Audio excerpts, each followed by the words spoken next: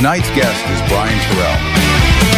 Looking back on the life that you're leaving, let it rest in a hole in the ground. Stick around for the great revealing of the fire you've been dancing around. All we hear is the sound of retreating. No one cares where you're coming from. My ears are still ringing and bleeding. I guess we all knew from the start.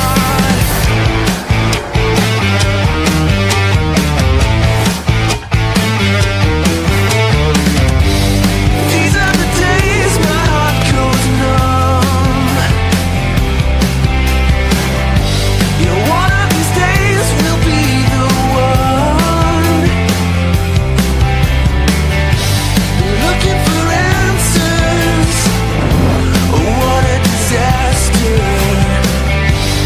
These are the days my heart goes numb. My heart goes numb.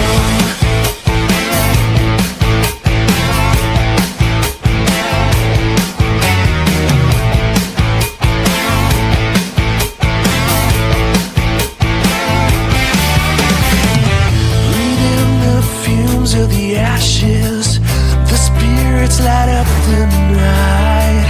Looking down the ashes. We're live from the Untold Radio Network. It's Untold Radio AM with MonsterQuest producer, host Doug Hajicek, and co-host Jeff Perrella Jr. Untold Radio AM is going live right now.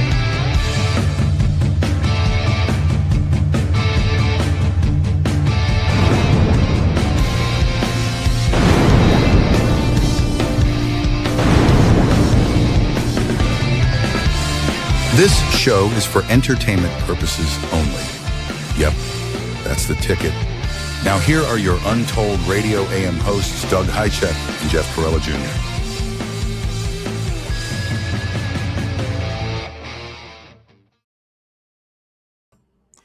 And welcome, everyone. Hey, Jeffrey. Mr. Douglas. How are you? Doing great. Got back from a week vacation. Loving it. Feeling good. Yeah, good. Welcome, all of our people in chat, the Untoldians. Yes. Love it. That word's actually pretty easy to say. Untoldians. It is. In the fringe space. I love it. Welcome to Untold Radio AM. I am Doug Hajicek, and that is Jeff Perrella Jr., better known as the Big Ragu. It's me. But, Jeff, have Yes, you sir. always been the Big Ragu from your family? No. The Big Gray Goo came up about 20-some years ago when I started being online. It's kind of my first online handle in the forums and whatnot, Gotcha. and it's stuck. All right. I think it works pretty good. I'm a big Italian meatball, so it works pretty good. Also, somebody who may be joining us as a guest co-host is Michael Shue in a little bit here. And Michael is all the way from Minnesota too, so it'd be three of us Minnesota boys.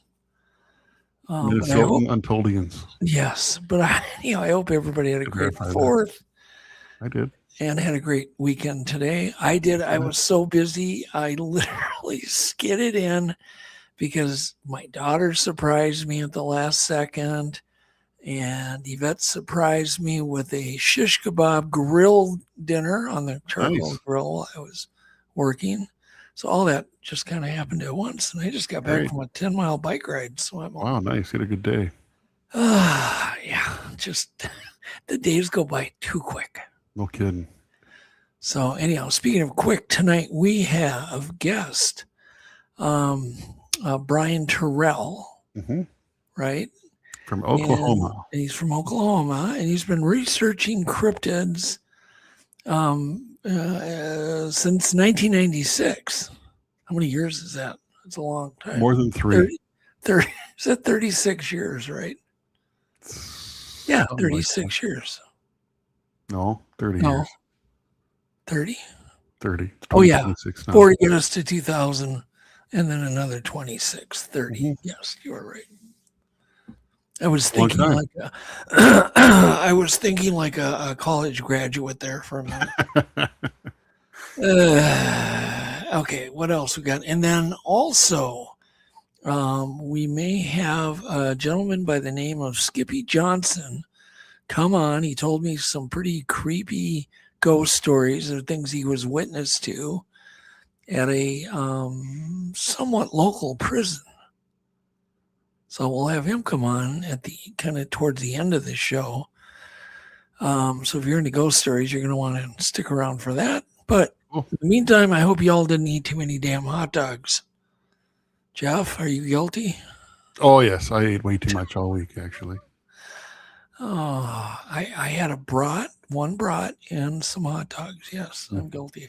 I guess they say you shave, so many minutes off your life with every hot dog? In that case, I died 4 years ago. No, it's like only 3 minutes a hot dog. It's worth it, right? I love hot dogs. Yeah. Good hot dogs are the best. What else we've got? I guess that's probably all. We're going to do clips, and we've got weird and fast news. Mm-hmm. And I've got my root beer. I've got my very ice cold spring water sitting here in front of me. So nice. Should we get our lights dimmed, lock our doors, shut the curtains, grab a cold beverage? Jeff, do you have a cold beverage? I do have a nice chilled, nice cold water here. Oh, it's camouflaged in one of those. It's camouflaged in one of those thermoses. Good old Anoka Municipal Water. See, I can't camouflage mine. See, it's sealed. Yeah, good old Anoka Municipal Water. I actually like the water in my town, so pretty good water. Yeah, that actually, the Anoka water is good quality. It's good water, yeah. Yeah.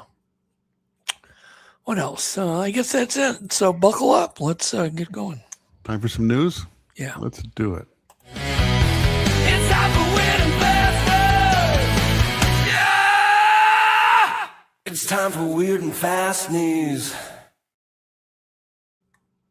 Do we want to bring Michael on before we do our weird and fast news? If we Michael's do. Welcome, Michael. Here he comes. Hey, good to see you. Hey, guys. Hi, Michael. Hi. Thanks for having me. Your connection was a little funky. I think that looks much better now. Yep. That happens even with us once in a while. Things go haywire. We don't know why. We're kind of relying on our internet providers for an awful lot of heavy lifting. Yeah. It's the Chinese. It could be. You never know. Anyhow, first up, let's do our news. Go ahead. Okay. First off is a possible new ghost shark found off Costa Rica. Scientists in Costa Rica have it says may, so it's unverified. Okay. May have found a new species of ghost shark near Cabo Blanco in Cano Island. Apparently, this particular ghost shark is shorter, has a shorter snout, darker color pattern, and a much longer dorsal fin spine. And yeah, it is longer. Look at that thing. Mm-hmm. Don't sit on that thing. Very prehistoric. So these things apparently split from sharks nearly 400 million years ago. Just a drop in the bucket. Sharks have been here a long time. Can you even fathom 400 million years? Nobody can. It's hard to fathom. That's a long time. Yeah. It says this is basically a deep sea fossil cousin still cruising around, kind of like the coelacanth. Mm-hmm. So there you go. It's a great story, too. I love that story. Oh, the coelacanth story? Yeah. That's amazing. All right. Then NASA launched a robot as a rescue mission for a failing space telescope. NASA and Catalyst Space launched a spacecraft called Link to chase down the Neil, how do you pronounce this? Gehrels Swift Observatory, a gamma ray telescope that's been slowly losing altitude. We don't want that. It says Link is supposed to grab or sterilize Swift with the robotic arms, boost it higher before it falls towards destruction. And apparently NASA basically sent a tow truck into space. Was AAA involved? Yeah. Well, it would be triple S, wouldn't it? Something like that. Something like that. And did you take that picture? It's amazing. I did. It's an God, actual photograph. You are such a good photographer. I called AAA and they called Triple S and called NASA and got that picture just for this show. Did you hop a ride on SpaceX to get it? I did. Come to ride. Oh, okay. Then we have a very interesting topic. Scientists say quantum systems can be made to look like time runs backwards. Mm-hmm. Now, I can't even get my head wrapped around this. It says the Los Alamos team designed a quantum control methods that can reshape the arrow of time in a quantum system, even producing trajectories that look inverted. Mm-hmm. They also quantum measurement. They also suggest quantum measurements might be used like a thermodynamic resource to extract useful energy. So this is not a DeLorean, right? No. No. Okay. It's a quantum physics time reverser. Yeah, particles. Yeah, some events can send particles forward and backward in time. Theoretically, it's pretty interesting stuff. Yeah. I don't understand it, but thank you. Yeah. Well, potentially you could have a warning of, for example, a major nuclear war would possibly send particles backwards in time. So you could potentially have. I got you, like a nuclear detector that would then warn us. Yeah, a significant enough event could cause particles to go backwards. So in time. In theory, you could get a little bit of a warning before a catastrophe like that. Is that a bunch of unverified crap, Michael? Completely unverified. Totally.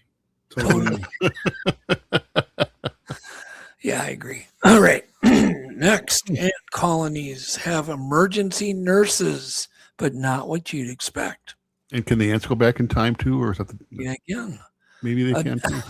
A new study says carpenter ants do not have specialized medics. Instead, injured ants are treated by workers transitioning from brood care to foraging.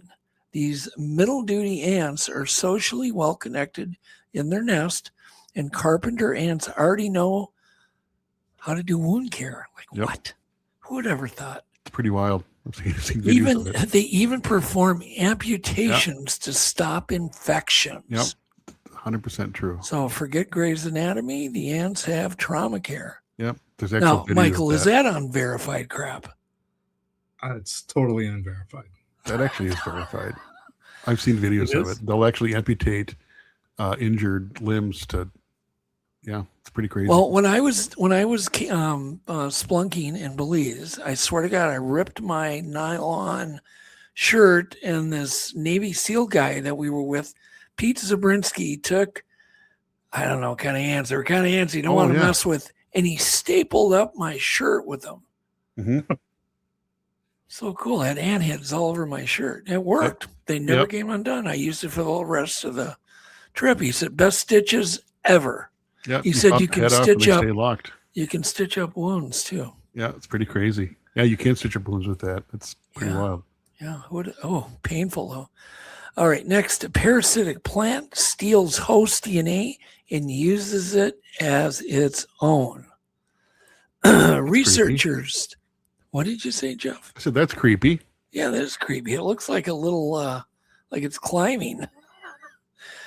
Of course, Jeff took the picture, and that's why he's aware of this.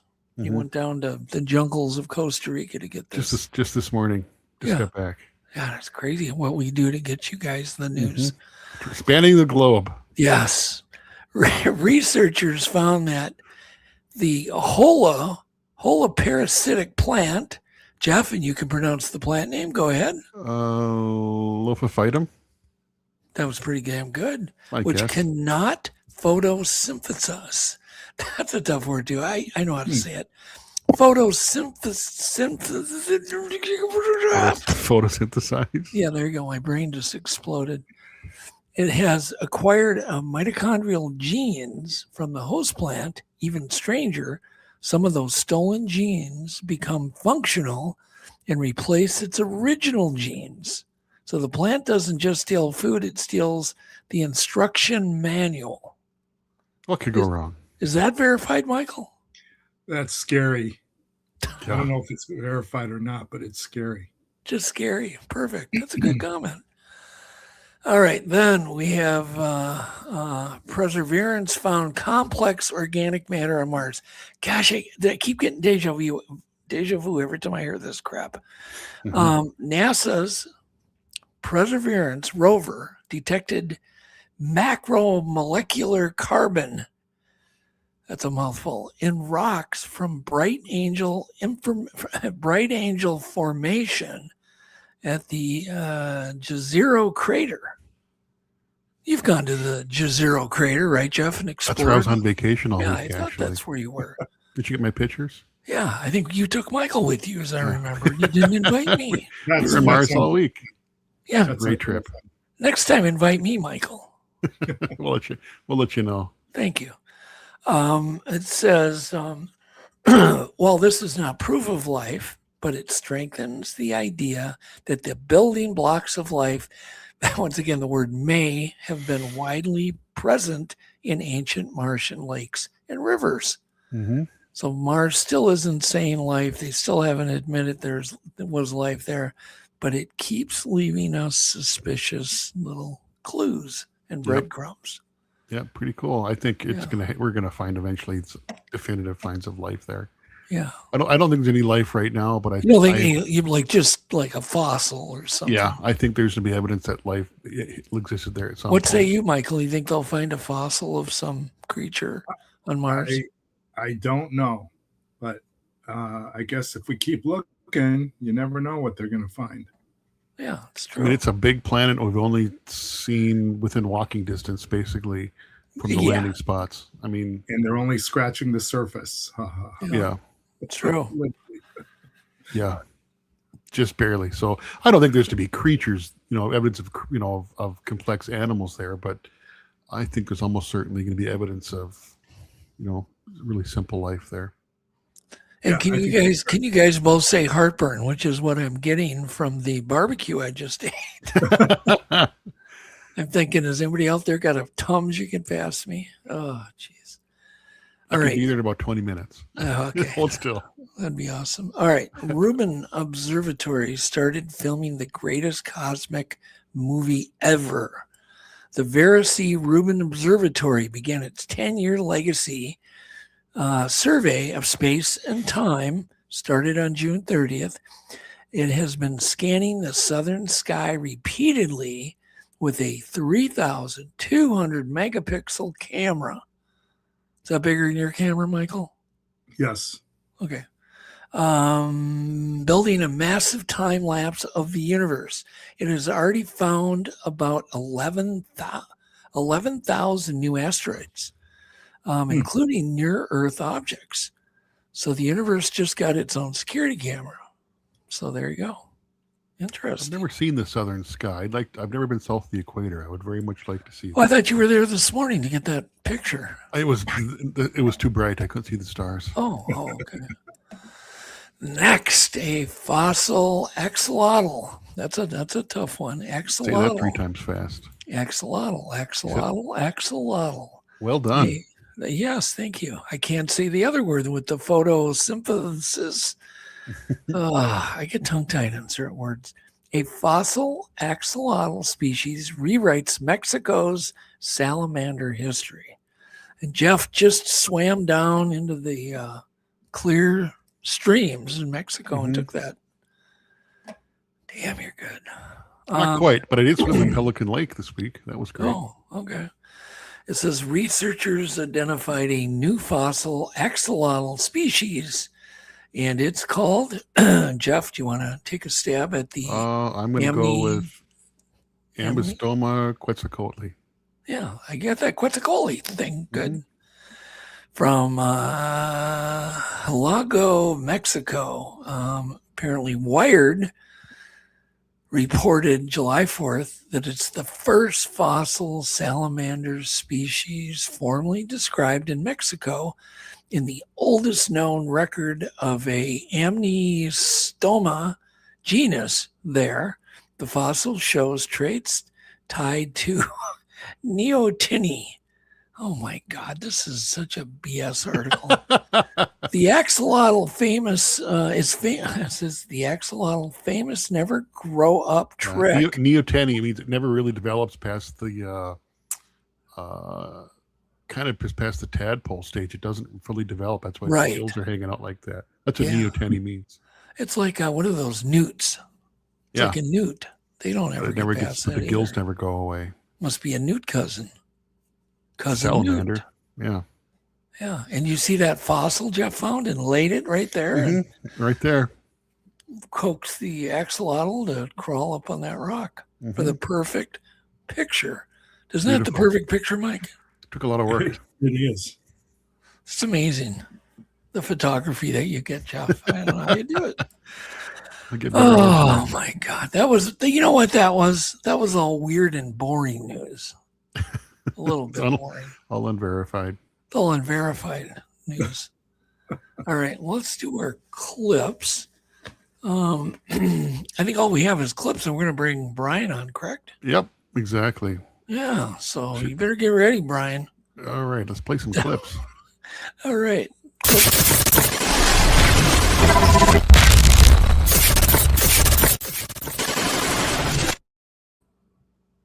All right. Clip one is from one of my favorite channels. It probably is one of yours too. It is. I just watched the channel called Bikes and Beards. Yep. But they went and they bought a Chinese bike on Amazon, and it was supposedly a twin cylinder bike. And I wouldn't have put this clip in, but I'm telling you, I spit my coffee out when I was watching this. It was so funny. So they put it together, whatever they had to do, and they started. And this is the sound from a twin cylinder cruiser motorcycle. Go ahead, play it.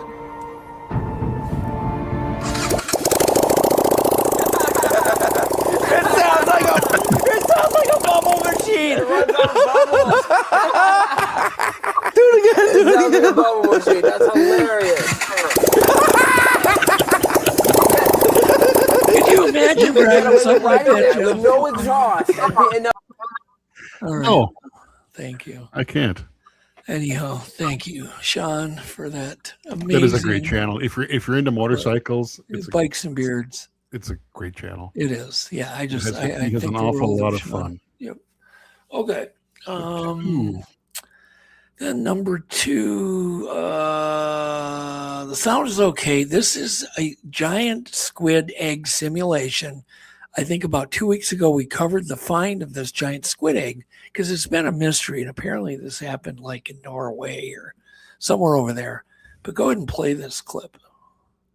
This will give you an idea. In 2023, divers found a squid egg sac the size of a car off the coast of Norway. The eggs were real, confirmed.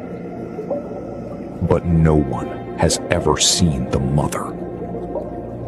And nobody wants to. There you go. All right. That's enough. It's very dramatic. Yeah. It just makes people think, right, when they have a visual. And of course, that was AI, the visual. Yeah. All right. Clip 3.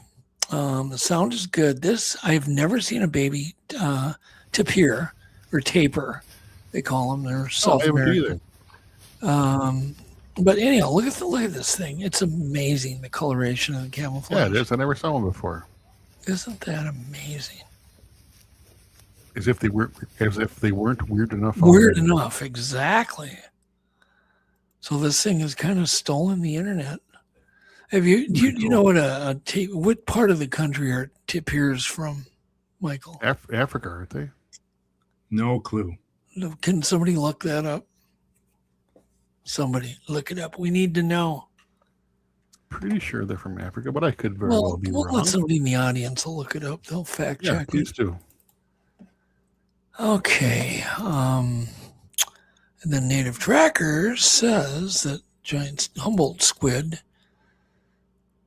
get up to 2,000 pounds. That's possible. Who knows? We don't know what's lurking. All right, so what do we got next? Clip 4. The sound is good. This is a canary whale, or what they call a beluga whale. They live up in the Arctic. And I thought this was cool because she's really showing how they make their audio, all the audio. And they've trained this whale to perform certain sounds on cue. So I found it interesting. Go ahead and play it. Did you know beluga whales talk through the blowhole located on top of their head? Beluga whales can make a wide variety of sounds from the 2 air sacs that they can manipulate through that blowhole.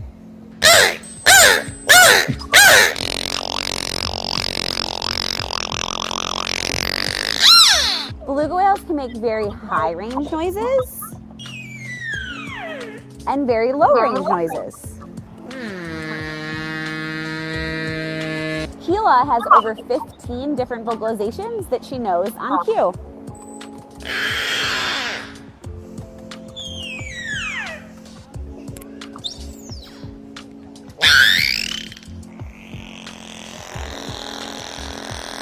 A common misconception is that beluga whales talk through their mouths, but they do not.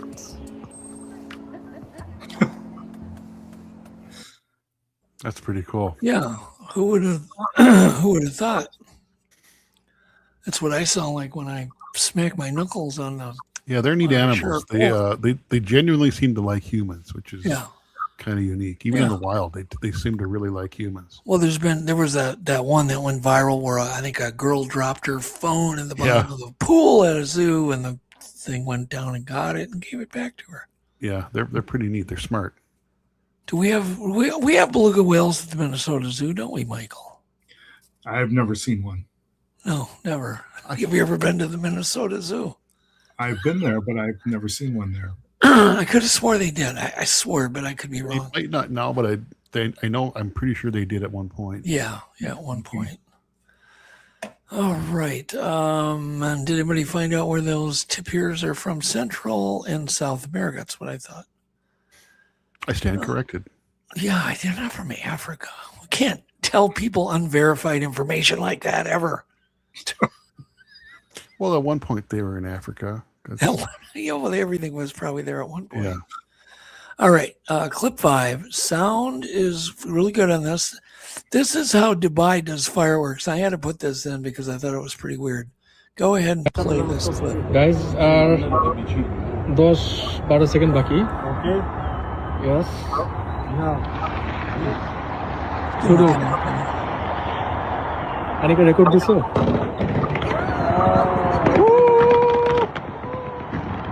Oh wow. That's crazy. Wow. I think that would be kind of a fire hazard, right? How do they do so? Goosebumps hocche guys, goosebumps hocche.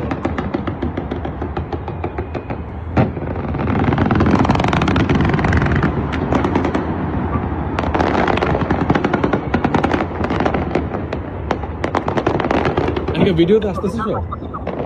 জানি না।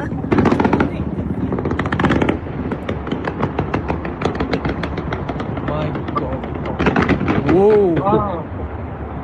There you go. All right. So Wow, that's pretty cool. somebody said it looks like AI. It's unverified. It could be Tennessee. We don't know.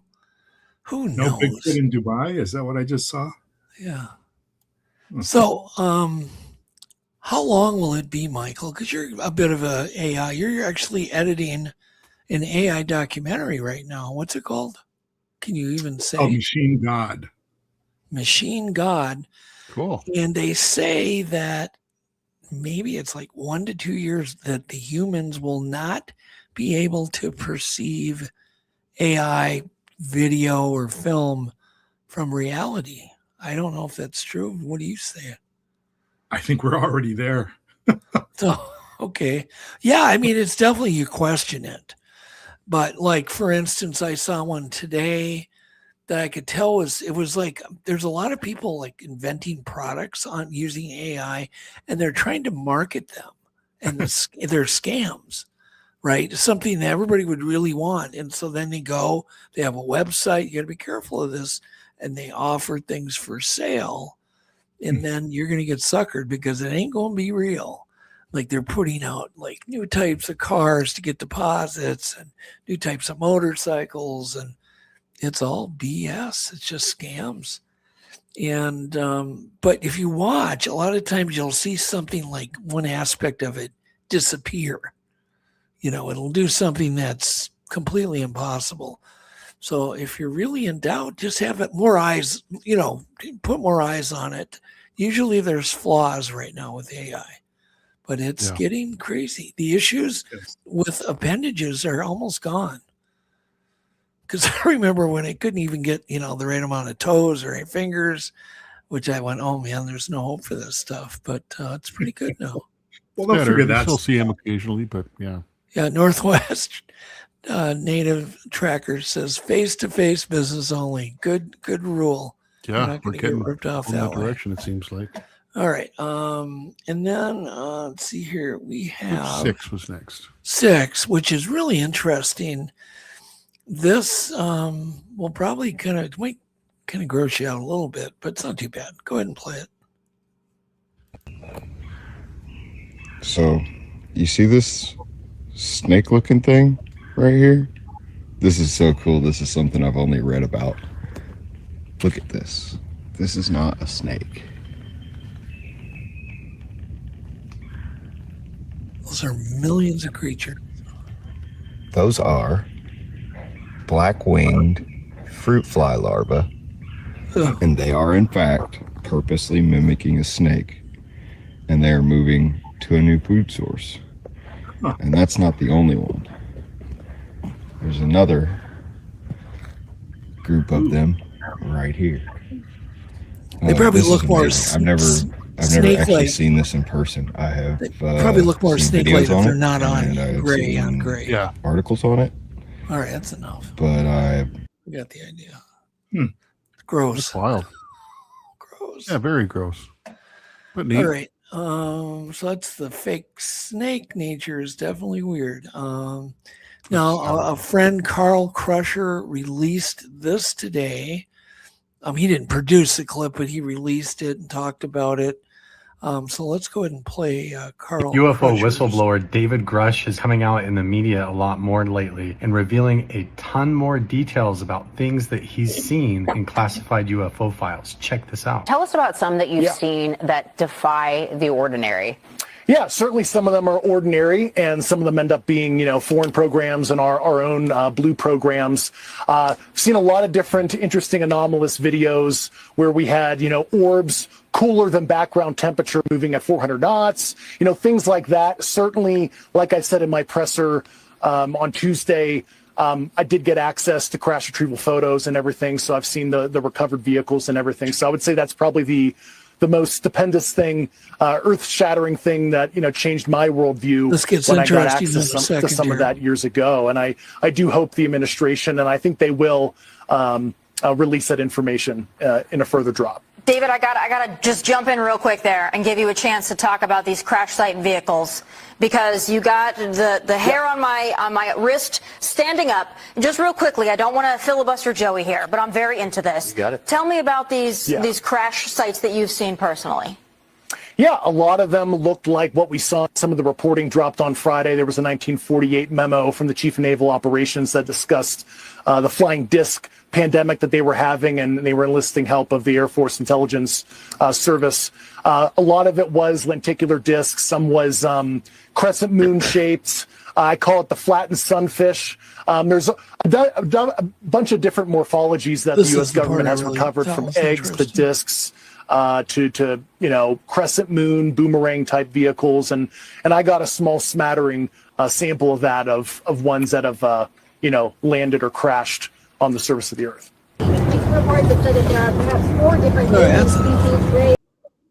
Enough of that crap. So what do you think of those shapes? Pretty crazy. Crazy. Michael, what do you think? Freaky. Just freaky. Oh my goodness. Let's see here. Clip 8, no sound. This is the world's biggest hula hoop. Do not try this at home. Do not make one out of a trampoline or anything to try this. Go ahead and play this. This is crazy. Oh, God. Could you imagine getting that thing going around you? He does get it going.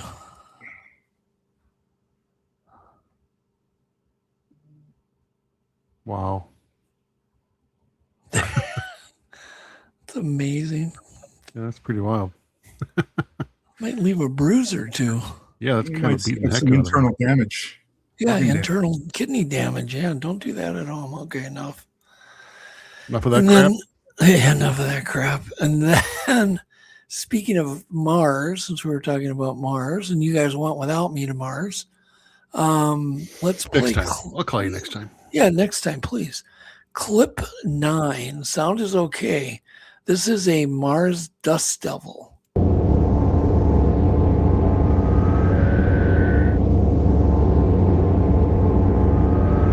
Completely unverified dust devil on Mars. It's an AI. It could be an AI dust devil. Although I do know they have one.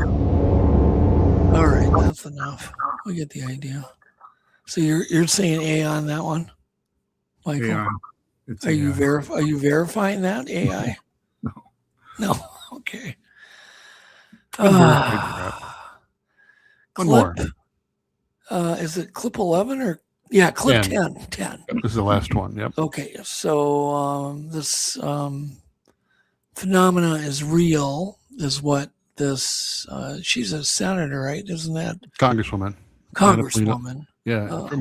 It's Anna Polina Luna. Yeah, she's really been on board of this stuff. She's yeah, talked she lots has about been. it. But listen to this little clip. It's kind of cool. Do you know something that has not been released? Do you know things that you feel the American people should know? There will be an announcement soon on one other kind of factor to all this, but it's nothing that I think it'll just be kind of give the assurance that people will understand that the phenomenon is real. But no, I mean, for the most part, everything that we have been able to discuss in a skiff, we can now talk about publicly. And what I will say is, without a doubt, the phenomenon is real. There you go. Interesting. Who does she represent? I don't know what state. I have no idea. Florida, I believe. I think Florida? she's Florida. Yeah, that sounds right. I'm not positive. I'm pretty sure Florida. She's been kind of dogging the UFO mystery, and big time. She's the one that kind of leaked out that she had heard that all of the visitors are interdimensional. They're not from another planet. They're interdimensional. So we'll find out. I'm not sure what that means. What does that mean? Yeah, exactly. That means they're from a different dimension. They're not necessarily from another planet, that they might be right here, just from one dimension over. And of course, they're saying there could be up to 11,000 or more dimensions that we're living right next to. Unverified, of course. Can't verify that. I can't verify it. But they are doing quantum computing. Yes. They are doing formulas that would normally take 1 billion years or more in under 3 seconds.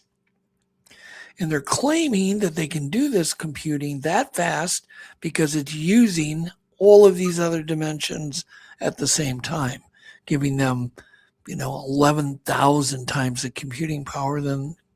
So their quantum computers are real. What do you know about quantum computers, Mike? I know nothing about Nothing. Well, geez. I don't know why. Your brother does, I bet. Yeah, he might. I think there are companies that are supposedly doing quantum computing and that type of thing, but it's unclear what they're really doing. Yeah, it's true. And there's people paying them to do this stuff because they have revenue. Right. It's unclear what they're really doing. Yeah. That answer plus 5 cents will get you 5 cents. Maybe. Exactly. Okay. I think that's it. We're done with our clips. And let's we have to take just a really quick. Do you want to throw up that postcard before we take a break? Sure. Okay, so just to let everybody know, October 2nd, October 3rd, 2026, I will be speaking at the New York Bigfoot Conference. And it's it's at the Holiday Inn in Johnstown, Gloverville. I guess it's a beautiful area of the state of New York. Tickets are on sale now. There's a barcode. If you have a phone, you're not watching the show on your phone, you can scan it and check out the prices. And we'd love to meet you. So I will be there. I've got a great talk. So I will not be there. No. I'll be here. You're going to be at the Minnesota one, aren't you? Most likely. I'm planning on being at the Minnesota one for sure. It's the same weekend, isn't it? Darby Orcutt, Ken Gerhardt, Lauren Coleman, Dr. Maria Mayer will be there. I'll be there. Adam Davies, Steve Coles, and so it should be a great good lineup, great conference. All right, let's. If you have anything else, do you have another spot you got to play? Yep, very short. Pay one. the bills, very, and then we're very coming short back, break and here. we're going to bring Brian on. Yep, be back quickly. Stand by. Science writer and cryptozoology researcher Matt Billy offers 400 reviews of the significant books in cryptozoology. Get your copy of Books and Beasts today from Amazon, Barnes & Noble, or Kindle. Books and Beasts is also available directly from Hangar One Publishing.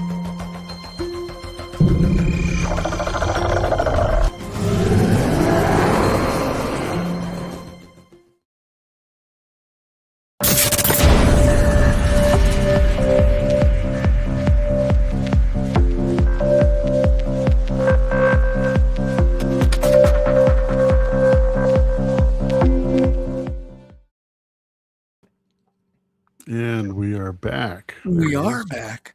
Quick break. And let me introduce Brian. And by the way, we also have Skippy Johnson back there. Yep. And he's got some creepy stories to tell too.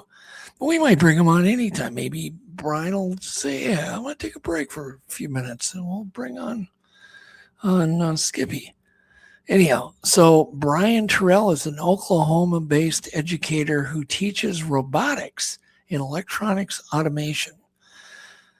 Hey, we could have used him when we built the Bigfoot robot, couldn't we? Yeah, you've done a better job than me, yeah, for sure. Well, it did work good though. It was so creepy, Jeff. No one wanted to deploy that Bigfoot robot, including me, because we were worried what would happen.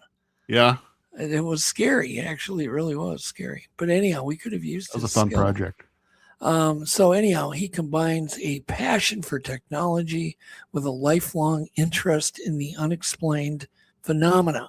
He has been researching cryptids since 1996.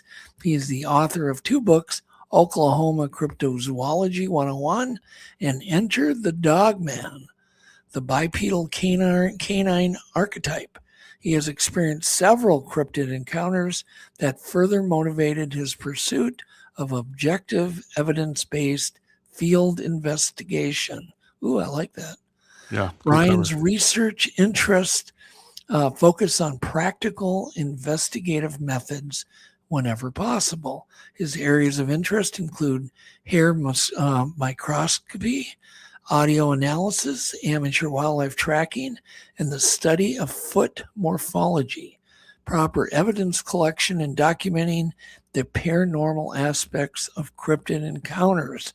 Brian is committed to contributing to a thoughtful, evidence-based understanding of the cryptid phenomena. And by God, it is a phenomena. It's never ending. A lot of people go, why do you guys waste your time on that? Well, I tell people because it's fueled every day by new sightings. Sure is. That's why we waste our time on it. It's not a waste of time. And it's fun to talk about. Oh, yeah, of course. And I know, Michael, you're interested in the topic big time. Michael is the man who was really responsible to finding the publisher for Legimede Science. So anybody who owns Legimede Science, you can thank the guy right there at the bottom of your screen, because probably without him, it may not have happened. Jeff wrote it, but Michael got it sold to a big publisher. big traditional publisher, in fact. So thank you, Michael. I'm still in debt for you on that. And I was the first editor too. So yes, that's true. That's why there's so many mistakes in the book. No, I'm joking. No, the second editor caught all the mistakes. Oh, the second editor. Okay, I got you. Anyhow, let's bring on Brian Terrell. Welcome, Brian. Hey, guys. Hey. Thanks for having me on. It's an honor to be here. Hey, Brian. By the way, you got the best voice in the entire world. Love your voice. I think. Well, that means my mic is working. So it's working. It's working good. So, so first thing I want to do is, there's literally a lot of sightings in Oklahoma, period, of like Bigfoots. Why do you think that is it the environment? Is it the amount of wildlife? I mean, it's right in the middle of the U.S. Is it the weather? What the heck goes on? Why is there so many cryptid sightings in Oklahoma? Well, I think the first thing I'd have to throw out there is man, there's the habitat is there. It's really good habitat. I read somewhere that Oklahoma has more miles of shoreline than Florida does because of all of our lakes and rivers and everything. Okay. And we've got, a lot more woods than what people think. A lot of times people hear Oklahoma and they think, oh, it's the great American desert. Because some of us were taught that whenever we were kids in school. And that's really only the case in far northwestern Oklahoma. Right. Anywhere else, every time you've got a river, you've got a major forest, woodland area that's surrounding that river, which is basically like a super highway for these things. And is the human population lower in Oklahoma than a lot of other states, do you think? Well, I would say yes, but it's kind of hit and miss. Like you get into your Oklahoma City metro area, Tulsa, there's a huge dense population there, but you get outside of that and it really starts to dwindle. So when you really compare what our population is compared to, like how many Bigfoot and Dogman reports are coming out of the state, that's actually pretty impressive. I've always considered Oklahoma to be like, just a really unknown resource for cryptid activity, because it seems like there's so much going on. And as you guys know, man, you got to have a human in the first place to have a report, Correct. Yep. And you take the number of reports and you kind of like factor them in with the population density of the area, and that kind of gives you a little bit better idea of what you're looking at. And we don't have huge populations of people in Oklahoma. We're not like California. So right. And I've not done a lot. I've gone through Oklahoma a few times. But is it a lot of hills, valleys and hills, or is it pretty much all flat? Can you describe the elevations? Well, so it's almost like you could take Oklahoma and you can cut it in 4 pieces, Okay. The far northwest corner, that's where I live.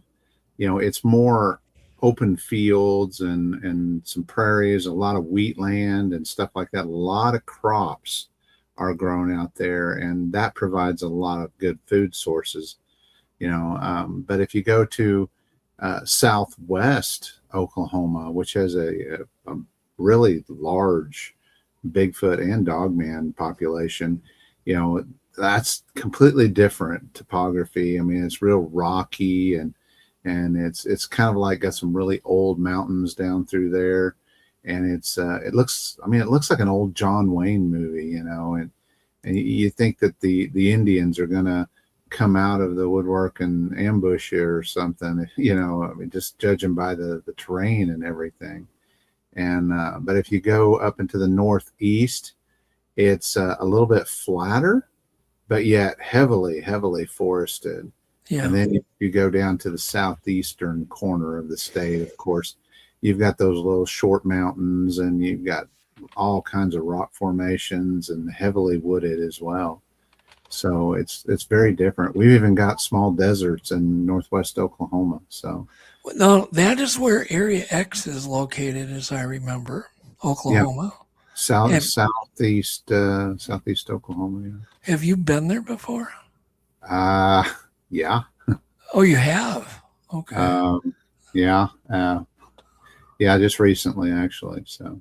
Oh, is that anything you can even talk about, or should we avoid that topic? I think we're already talking about it. I wasn't planning on talking about it, but yeah, we've been down there before. We plan on going back. It's great habitat. You know, there's Cucumber Creek flows right through the valley, and it's really good, clean water. Weird fauna down in there, and there's just something about the way that you get down inside there. The last time we were there was a big storm that kind of came through, and even though it was like really windy and everything, it wasn't that bad down in the valley. But we had to, when we came out, which it is exceptionally difficult to get in and out of, to the point where I'm contemplating buying a Jeep Gladiator for my next rig. Really? So it's tough to get into. Oh yeah, but we had to cut up and move, I think, somewhere around 11 or 12 trees that had blown over the road, and we had to go in. And one of them was substantial. It took us probably 30 minutes to buck it up and get past it. So it was impressive.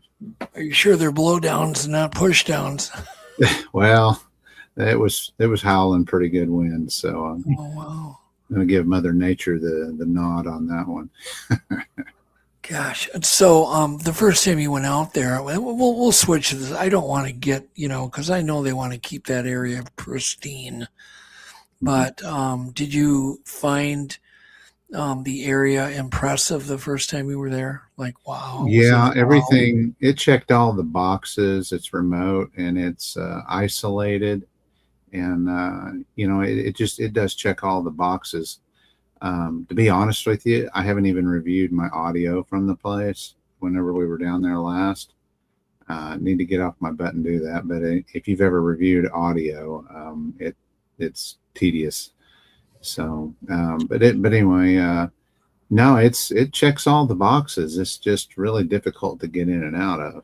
And, but it's not the only, no, right. Yeah, exactly. There's a lot of hot spots in Oklahoma. Well, okay. We have so many things to talk to you about Brian, but everybody always starts, how did you get interested and get into this? And I don't even know if you want to waste time on that, but I know you've had some sightings. Was it a sighting first of a cryptid and then you got interested, or were you interested anyhow? Well, I basically kind of got interested because of some weird stuff that happened to me when I was a kid, but I didn't quite figure out what it was at the time. And then, later on, just like a lot of people, I watched the Legend of Boggy Creek. And when I watched that, it kind of clicked. A lot of things clicked, and, make a long story short, I started looking for these creatures fairly actively in 96 when I bumbled into my first case file, really. And, ever since then, I've kind of had my eyes to the ground, but I didn't start networking and playing nicely with others until like 2017, whenever I started Red Dirt Cryptids. But, my first actual encounter with something was probably 2003, and I saw something while I was driving home at night, and it was kind of like a pterodactyl type creature, and that was just kind of a very fleeting thing, and it was kind of tough to identify, the first time I saw it. And then, well, what did you see? Well, I was driving a service van, and I'd been out working at a cell phone tower. and out in the Panhandle, northwestern Oklahoma. And I was coming home. It was like 1 o'clock in the morning, and this flash of that looked like a giant bat wing basically flew right in front of my van. Honestly, I was surprised I didn't hit it, but it was so big that it completely blocked out my whole windshield. I couldn't see anything for a half a second when this thing flew by. So you saw it like giant bat-like leathery type. Yeah. But the weird thing was that it happened so fast, and it was so I kind of convinced myself that it had to have been like a brown tarp or something. Okay. I got to talk to you more about this, only because I also had something. Yeah. It swooped at the car me and Yvette were in. We were driving back from Moose Lake. In fact, Lon talked about it on his show Friday, I think. Lon Strickler did. But it happened very quick, dropped out of the sky. It just came in our windshield so fast, and we saw it barreling towards our windshield. But when it got close, Brian, its wings were as wide as the freeway. Yeah. Now, so you say pterodactyl. Is it possible it was some other kind of creature besides a pterodactyl with bat wings on it, giant bat wings? Well, that was 2003. I had no frame of reference for what I was looking at, and was it in the headlights? Did it light up?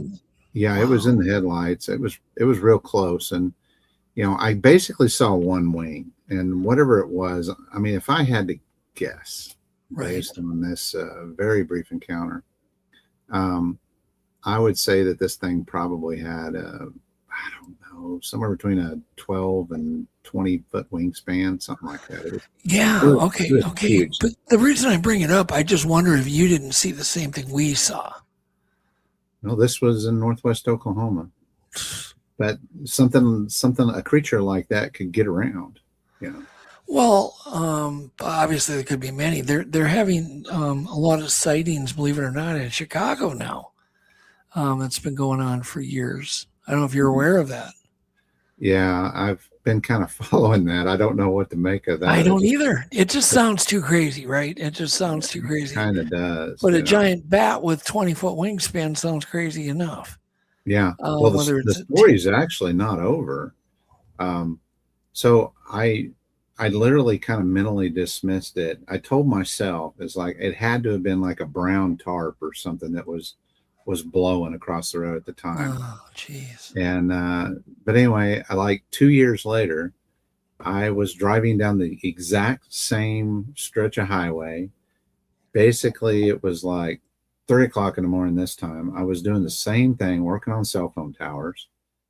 And this time I saw another one, but this one was smaller.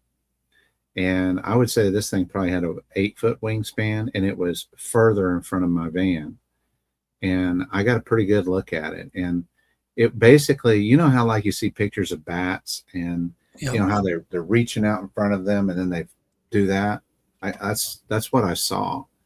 And it was definitely flapping its wings. And I was totally mind blown by that. And I didn't know what to make of it. I got on the internet at the time, but I wasn't I didn't, I just kind of looked it up. Giant bats is what I was Googling, things like giant bats, and I saw some of those images of those bats from South America and stuff like that, but kind of led me nowhere, Yeah. And it dawned on me, it's like, man, I'm like one of 12 service guys that go out here and, we do work in this area all the time.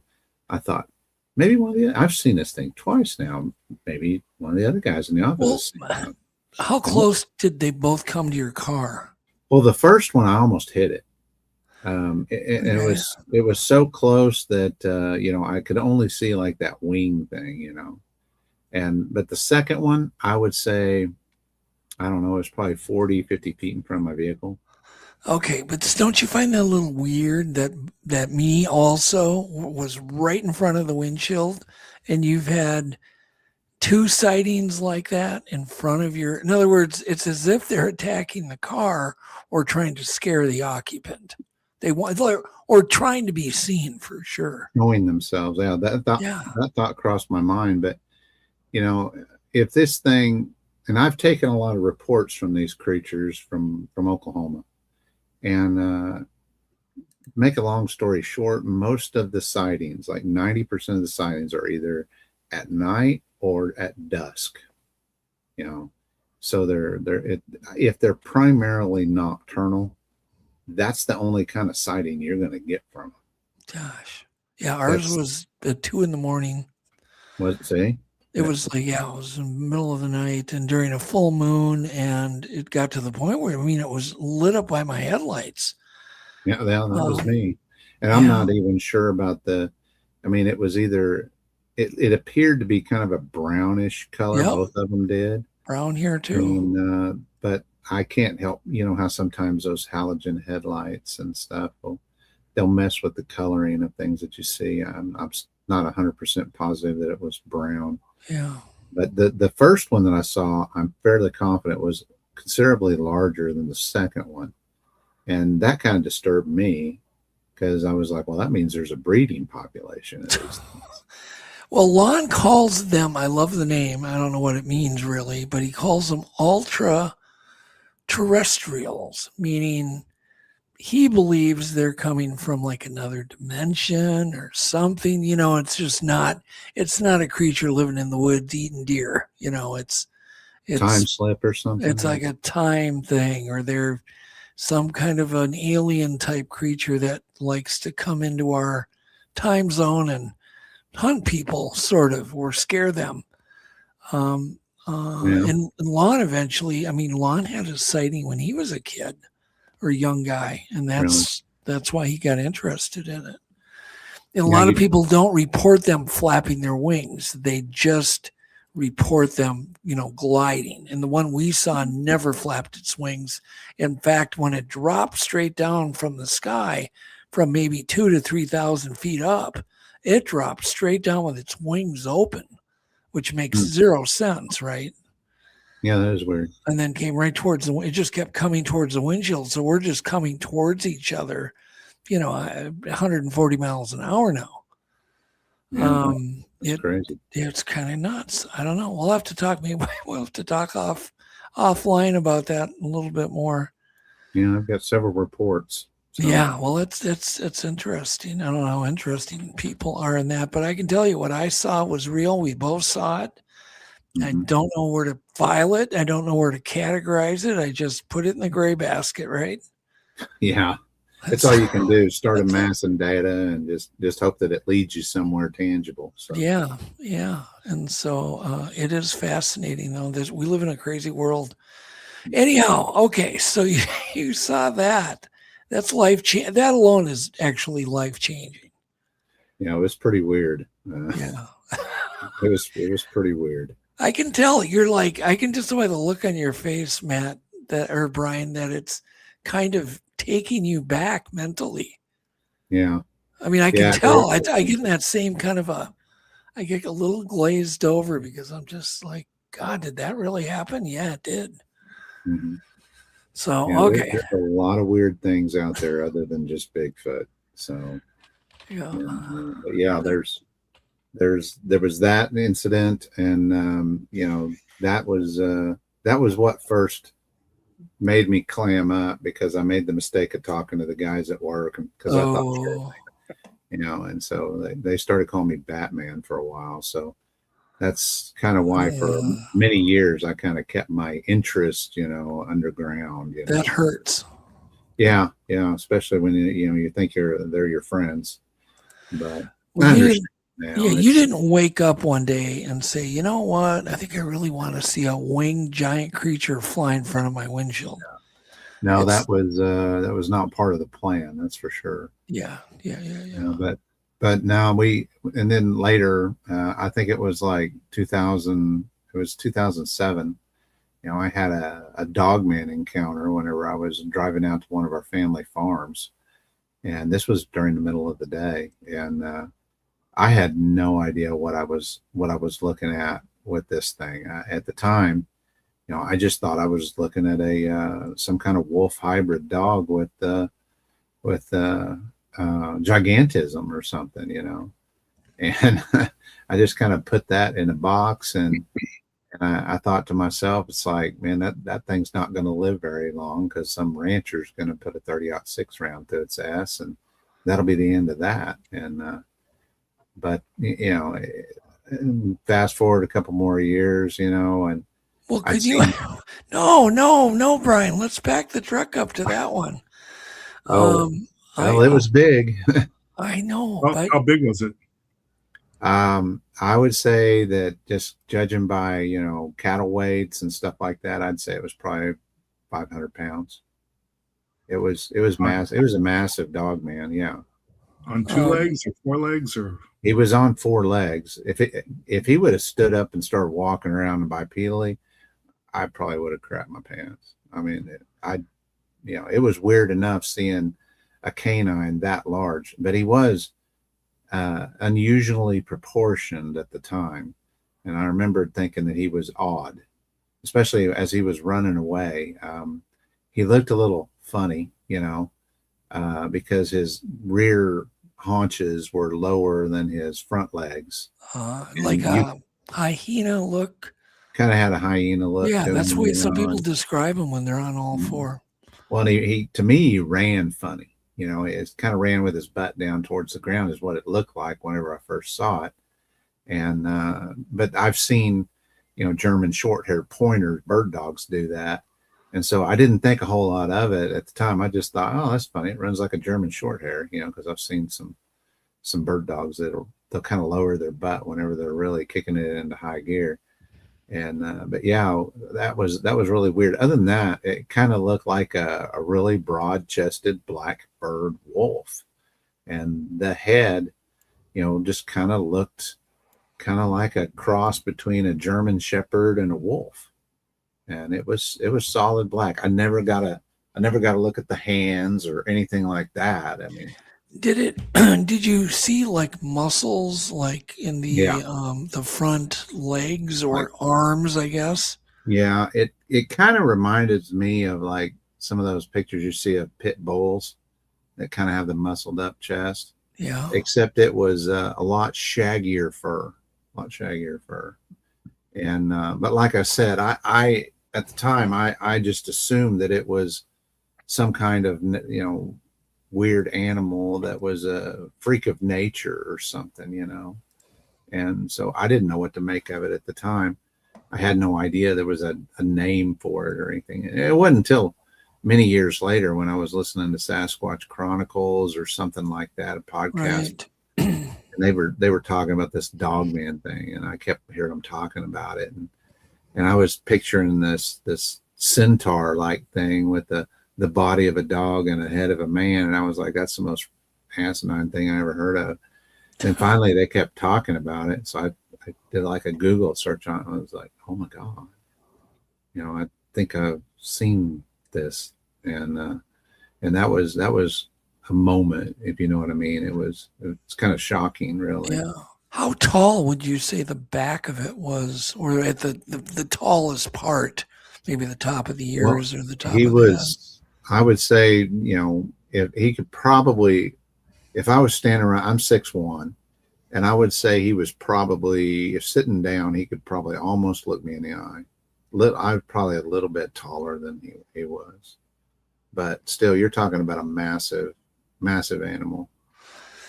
Yeah, people don't realize when you say massive animal, would you compare it to like a grizzly bear type bulk or height or?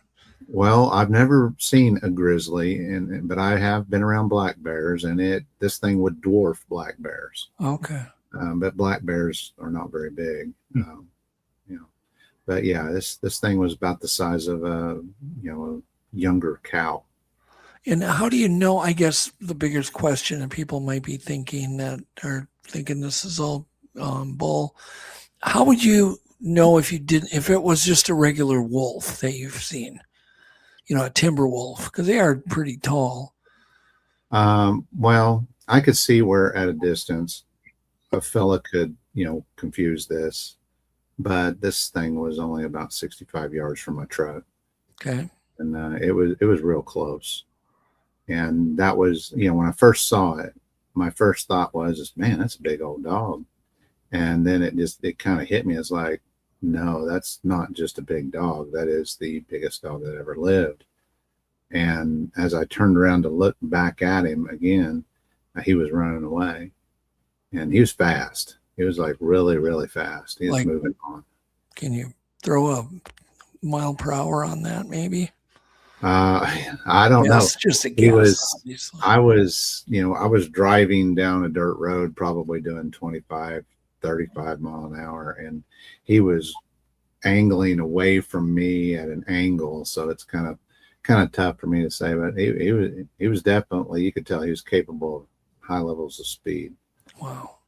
So super interesting. Okay, so you were on your way to a different area. So continue on, Brian. What's next in your life?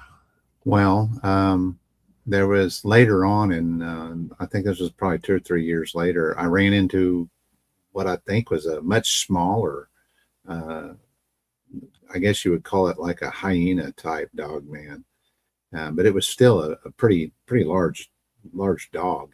And the only thing that was really super duper unusual about it was its head. And it was just a really goofy looking bear dog hybrid looking thing. And it had like this short abbreviated muzzle, It didn't look anything other than the fact that it was jet black too. It didn't look anything like the other one that I'd seen. This one was much smaller. It was probably 30% larger than I don't know, like a big black lab or something. And but yeah, it wasn't so unusually large that it shocked me or anything. It's just, I mean, I could see a domestic dog getting this big, but it was the weird body that he had. He had a elongated kind of body, and he had that weird face and muzzle, and his ears weren't pointy. They were kind of rounded, and I guess that's kind of common with hyena type, but I still think it's kind of unusual to see a black furred hyena type, but apparently that's what I saw. And I didn't know what I was looking at there, but I got a pretty good look at it. That was a daytime encounter too. Now, Jeff, you just saw a timber wolf, didn't you, like a week ago? I did. Broad daylight, running across the highway near Virginia, Minnesota, which I've never seen one in daylight like that. And it was running full tilt from the woods on one side of the highway to the woods on the other side of the highway. It was moving, and it was massive. At first, I wasn't sure if it was a dog or a coyote, but when we got closer up to it, it was clear that it was a wolf. It was big, and I've never seen one in daylight before. And man, it was moving. Holy smokes! And you don't have, excuse me, you don't have timber wolves, Brian, in Oklahoma, do you? No. We just recently got some black bears, so no, we don't. I have seen some timber wolves. I used to do some work at a exotic animal park. That they, the one thing that always kind of got me about real wolves is they're kind of skinny. Yeah. And neither one of these animals were, they were husky. They were big, muscular. Yeah. Impressive animals. I mean, that's what all the witnesses say. These dogmen are really muscular. Yeah. Yeah. Thank goodness I didn't see either one of them stand up and walk around on their hind legs, because, I think that when people encounter stuff like that, it messes with their head pretty good. I always tell people I got eased into the whole dogman phenomenon about as gently as you can possibly get eased into it. So I'm pretty grateful for that. Yeah. Well, these dogman sightings, I don't know what they are, but they are fueled literally every week, again, by many, many sightings. They don't necessarily fit the mold of any biological creature.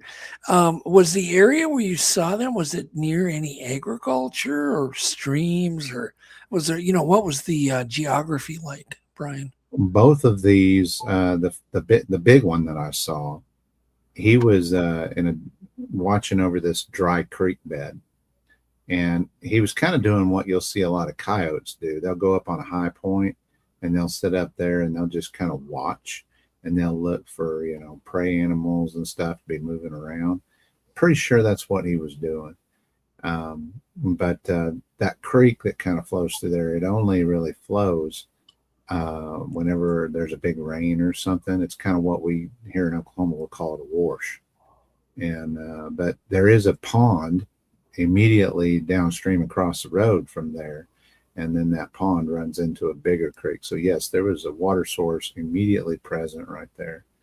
And the other one was further up into northwestern Oklahoma, and it was on a dry creek line, and there was a bunch of trees there. Now, since then, somebody's gone in there and taken all the trees out and agricultured it up, but there was a dry creek bed there, and as a matter of fact, I saw him as I was pulling up, and there was a bridge there. So yeah, both of them, one of them had more water present than the other one, but the second one that I saw was probably 3 or 4 miles from the Cimarron River.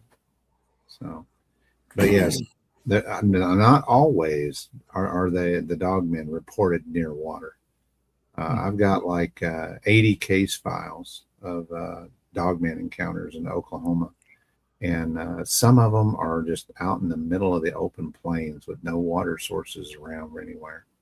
So I don't think that dogmen are as bound to water sources like the Sasquatch are. Yeah. Yeah, those sightings generally never happen under 500 yards from a water source. I agree. That's or less. Yeah, most of them happen far less than that. And dogman sightings, I've always been looking like, what's the pattern? A lot of times near cornfields, which is fascinating. Well, what the hell does corn have to do with it? Do they eat the corn? Are they looking for deer that are eating the corn? What's the deal? What's their prey? I would assume they eat meat. Oh yeah. Well, and they could be, they could be omnivores where they take part of just about everything, but we really don't know. I don't personally have any reports of them eating anything other than meat. Yeah. But I'm not going to say it's not possible. I know canines will eat, fruits, vegetables, roots, tubers, stuff like that. They'll eat a variety of different types of, plant fauna matter. It just it depends on where they're at and what they're doing. I don't know about the corn thing, but you're right. But I think a lot of times what you're looking at is a transitional area between deep woods and then these crops. And agriculture. Yeah. And that seems to be a hot spot. A lot of animals, predatory animals, they hunt those areas that are like transition areas. So I know that's where I used to like to hunt whenever I was hunting deer. So Brian, it seems like most of the accounts that I've seen or heard of, the dogman is really menacing or aggressive or just not a very friendly encounter. Are you aware of any stories that are kind of friendly or peaceful, or are they all pretty much terrifying? Well, I think it just, if you're there and you're on foot, I'm sure it's going to be terrifying. I don't think that, I think if you're on foot and you're away from your vehicle and one of these things wants you dead, you're dead. Yeah. I don't think that they're out to get us. I think that they probably view us like we view a snake. I could probably stomp that snake to death, but I'm going to pay the price in the long run, because that's why we don't mess with snakes. And but long story, I think they just avoid us. I don't think they mean us any harm. I think they appear menacing, and I think that there's something about humans and wolves and how we've had such a long-term adversarial situation with these things going back generations and generations. we've basically hunted wolves to extinction, and so I think there's kind of there's just something inside us that goes back multi-generations that we're supposed to fear these creatures. And it's hard to interpret what is truly aggressive behavior and what is just what is just them being them, or possibly trying to make us leave the air. Do you think there's any possibility, Brian, that they get off on scaring us, though? That they get some kind of thrill from it? Because it just seems like most witnesses walk away quite shaken up. Well, there's the smile phenomenon. Okay. They like to. You get a lot of reports of them presenting themselves to an eyewitness, and they smile. Wow. And Good you hear night, that, everybody. It's creepy. That's creepy. But if you're talking about something that's intentionally presenting itself, and it derives some type of pleasure from frightening us or whatever, I mean, think about what you're theorizing there. You're talking about a super high level of intelligence for it to get its kicks. Yeah, well, you're almost thinking on some kind of like an energy vampire kind of thing. Once again, all my theories are just diarrhea theories. I just throwing it out there. Well, but the theories, whenever you get reports that over and over and over again from people, saying the exact same thing, and they don't, you gotta pay attention to that. It's like a lot of people, they say that Dogman, it was evil. You'll hear them say it, or it's demonic, and you hear that same thing. I have. It surfaces over and over and over again to the point where you can't just dismiss that anymore. It's become like a whole phenomenon.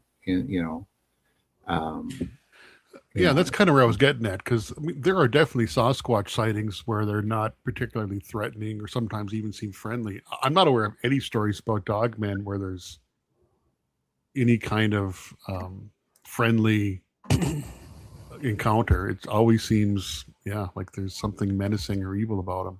Yeah, you hear about those friendly encounter stories and stuff on, certain podcasts and stuff like that. But,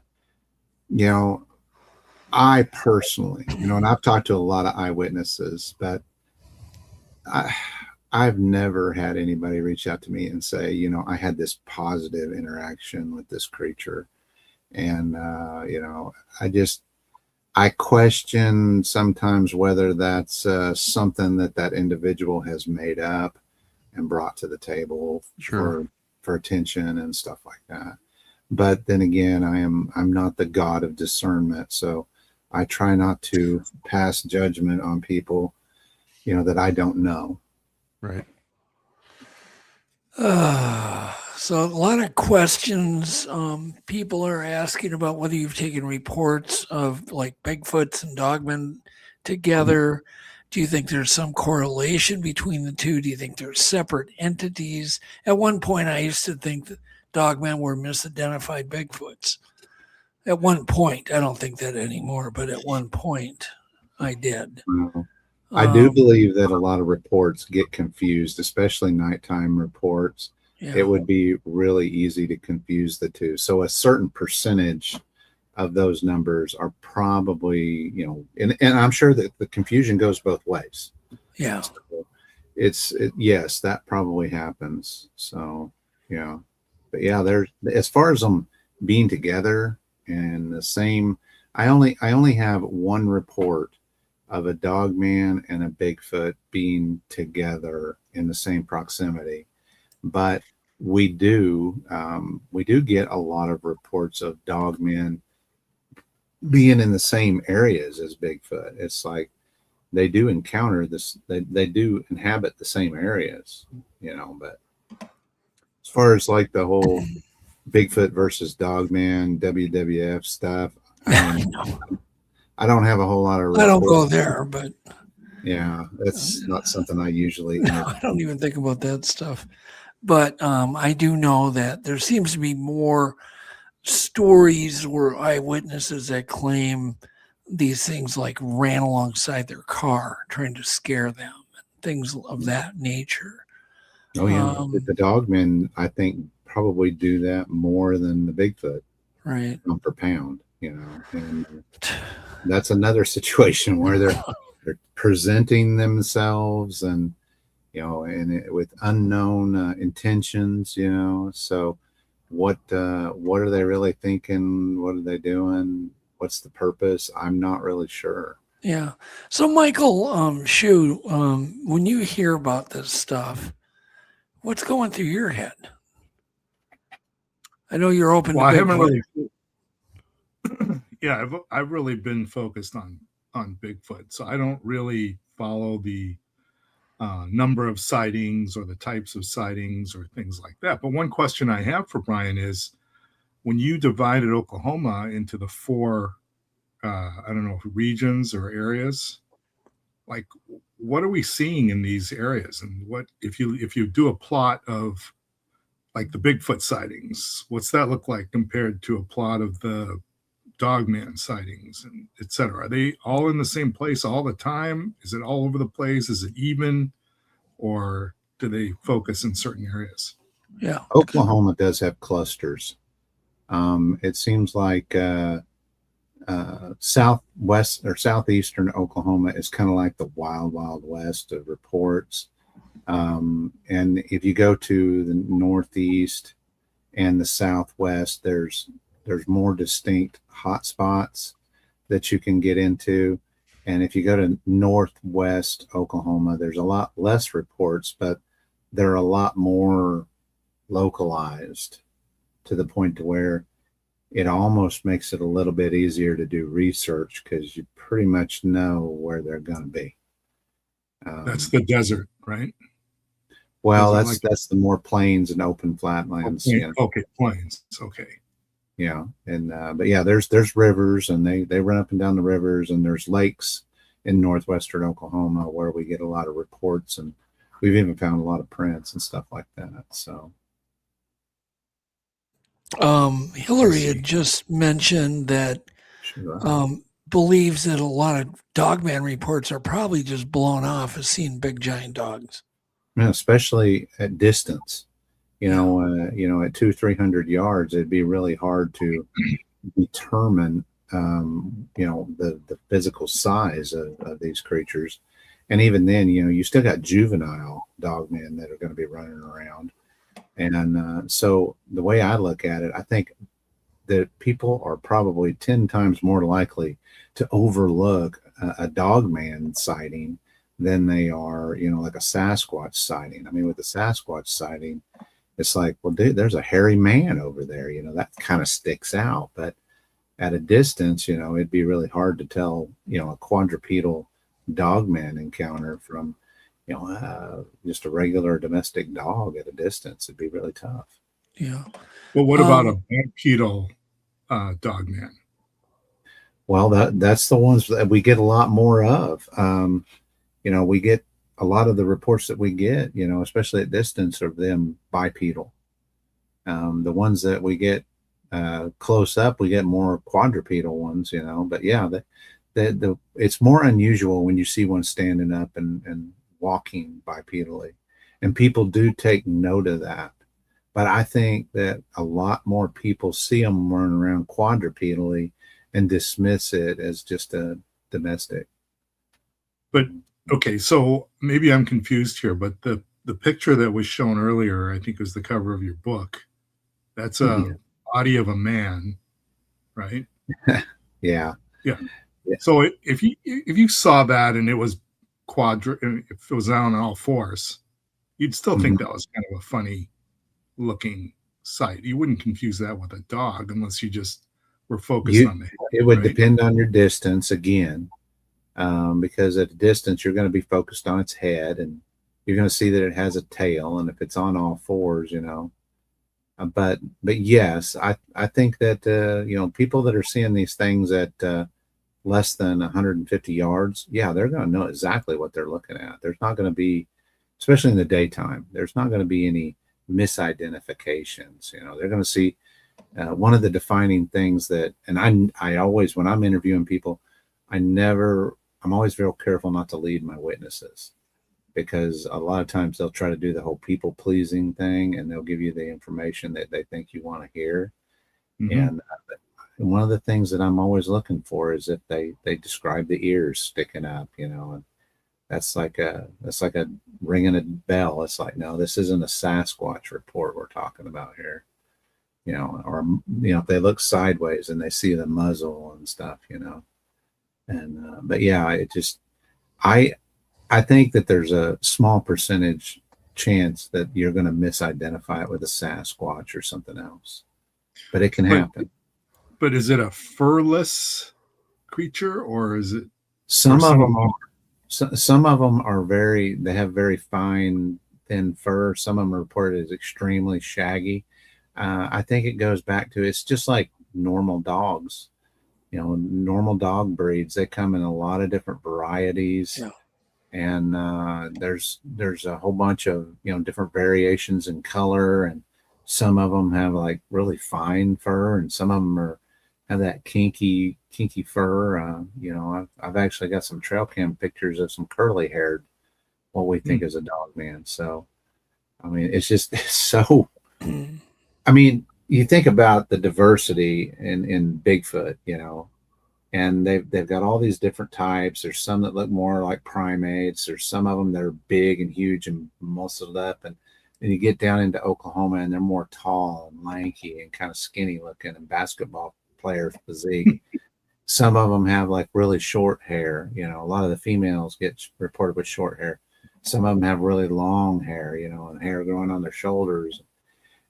You know, and humans are the same way. You know, that there's a whole bunch of different, you know, genetic differences between the different races of people and hair color and stuff. And, you know, like you look at the, you know, a hair sample from, you know, an Asian man compared to an Irish person, compared to a black guy or gal, the hairs are like completely different, and they really stand out. Yeah. So it would be, you know, stupid to assume that there's just going to be one specific type of these creatures. Yeah, and then you're going to have individuals, some who probably groom a lot, some who don't. Yeah. Different diets, different, oh my God, and then different states of care. Like one may have just swam across the river and be really clean, and the other one hadn't taken a bath in a month. And there's mange. Yeah. Oh yeah. And then you get spider mites thrown in there. Yeah. Yeah. Well, I was just asking about the diversity of the reports that you've taken. You know, because they must be across the board, you know, from hairless to very, very furry, and you know, different colors, and, you know, just all the dimensions that you mentioned. Well, it does. It varies. We've got a lot of I would say 60% of the reports that I get, they're black furred. Then I would say the next leading contender is brown, or a mixture of black and brown. Sometimes you get reports of them having silver or grayish fur mixed in with either or. I do not have any. I've only received one report of what you would call like a red furred dogman type creature. And I've only got like one report of a white one. And but so, you know, you get into the reds and the whites, those are a lot more unusual.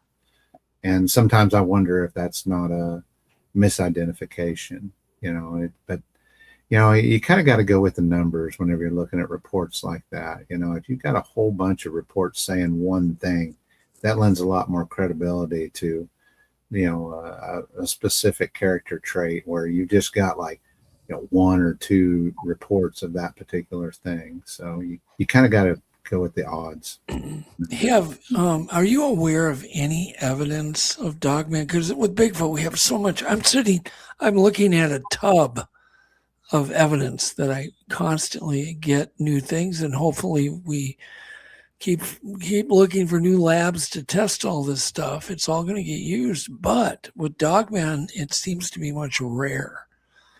Yeah, I agree, and I think it kind of goes back to the whole thing of well, you kind of got to look at the nature of the physical evidence that's left behind by these creatures.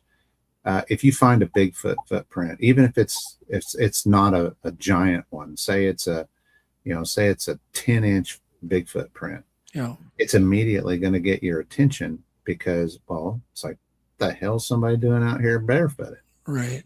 That's going to get your attention. And it has to do with the context and stuff like that. You're not going to think anything of that on a beach, but a canine print in its barefoot form is going to be so much more common that it's going to be overlooked. Yeah. Considerably a lot more. It would have to be of a massive proportion before an average Joe, somebody that's not a researcher, is actually going to look at that and go, damn, that's a really big canine print. It literally have to be like 7 or 8 inches before average Joe is going to be alarmed at the size of that. Well, I found some 6.5-inch wolf. I have to just say wolf, unverified wolf tracks, and took photos of them, but they were massive and they were very clean and clear. They were clear. It was in a new area. They had just graded the forest, getting ready to build some kind of house. But it was on the edge of the forest. And I was exploring and came upon those prints, photographed them because they seemed really out of place to me. They were just so big. And were they quadrupedal or bipedal? It was definitely a quadruped. Okay. But the size is what got me, like, what in the depth, because I was comparing it to my own footprints. They were really fresh, and I was comparing it to even the tire tracks I was leaving with my mountain bike that I was riding, which was a fat tire bike, and it was just barely even sinking compared to these tracks. But my point is most people aren't going to go Dogman. They're just going to go, wow, that's a big wolf or a big canine. Right. They're going to blow it off. They're going to blow it off. Right. Mm-hmm. Yeah. And so I think a lot of that particular type of evidence, is going to get it's never going to see the light of day. Right. Unless somebody like me is looking at it. And if hair is canine, it's also going to get just categorized as canine. What's unique about Bigfoot hair is the fact it's long, wispy, uncut, tapered end, human scaling. Right. So it jumps out more than I would think. A Dogman hair would just be a canine hair. Well, I actually am in possession of some that I believe that is could be a Dogman. Well, of course, I have no way of comparing it because there's no other samples out there. But basically what I'm looking at is I've got some two-tone, light brown, black on the end hair samples that for all intensive purposes look like coyote fur or wolf fur that's two-tone, except that it's like some of them are 7 inches long. And for the most part, wolf fur doesn't get over 5 inches long. And this stuff, in certain places, it's up to about 200, 210 microns in diameter. And, your average canine, fur is considerably less than that. Wow. So it looks, the sample that I have in my possession is actually a lot like wolf fur, except it's thicker and it's a little bit longer. Now, there have been... I've never seen them in person or seen photos of it, but I've talked to several other people who claim to have Dogman hair samples in their possession. And, without leading them, I asked them to macroscopically, tell me what it looks like. And they basically gave me the same description, that two-tone color. And but as far as doing like any photographic work or anything like that, or measuring the diameter of it or anything, they didn't have that ability. I could just see a real problem if I had to distinguish dogman hair from just dog or wolf fur. Well, I know it is tough. It would be tough. But it's because the same wolves thing. don't get haircuts. Where when you find a human scaled hair, right away you can look. Oh, has it ever been cut? Yes. Well, that eliminates that. Just that alone. But the fact it has no medulla or very little medulla, and that it's scaled like human scaling, it jumps out. And those are like, yep, they go in the good envelope. But I could just see, I don't know how I could ever even select a dogman hair unless somebody witnessed it. With this sample was actually kind of a cool story. There is, and I'm not supposed to release the location of where this came from, but there is a abandoned manufacturing site, and this guy, a friend of his, was doing security patrols around the perimeter of this area, and they found a tree that had a bunch of this hair. It had fallen over in a storm, and there was a bunch of this hair lodged in the tree. And basically, the guy brought this friend of mine this hair sample, and he's like, "Well, what is this?" Well, this guy that gave me this hair sample, he was a taxidermist for 30 years, and he took one look at it and he goes, "I have no idea what that is." Oh. And it's very coarse feeling, And when he called me on the phone and told me that, I was like, my ears perked up. I was like, okay, a 30-year seasoned taxidermist does not know what this is. This is interesting. So if you could send me even a photo of it, I would love to just see a photo on a white sheet of paper. Oh yeah, I can do that. I take it it's been contaminated. It doesn't matter. It was contaminated before I got it. Yeah. It doesn't matter because they're going to wash it anyhow if it ever gets DNA tested. But yeah, it's we don't know exactly what to make of it. To be honest with you, I did do a YouTube video where I threw that out there, and it's in our new Dogman documentary that we just released. Oh. Can you tell everybody the name, Brian? It's called the Beast That Watches, and we basically kind of ran a few Dogman calls, and we went out to a couple of places that we didn't end up getting footage of a Dogman or anything, but we did cast a pretty big size footprint, and then we talked about that hair sample, and I actually show macroscopic and microscopic photos of the hair, and I discussed the morphology of the hair sample as well. And I partially kind of did that as I was kind of like throwing out a bait. If somebody out there would disagree with me and challenge me on my bold statements about it being Dogman hair, I welcome that. Right. I would like for somebody to come out of the woodwork and prove me wrong and challenge me on this stuff, but nobody's doing it.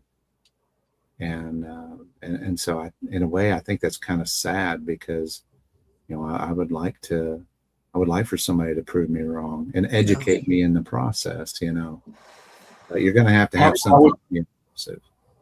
How would they prove you wrong, though?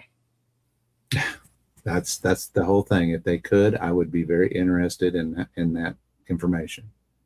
So, yeah, but no, nobody has come forward yet. But like I said, I'm open to a good, wholesome argument. Well, it needs a proper morphology logging and comparing it to wolf fur, and then it needs to go in for DNA.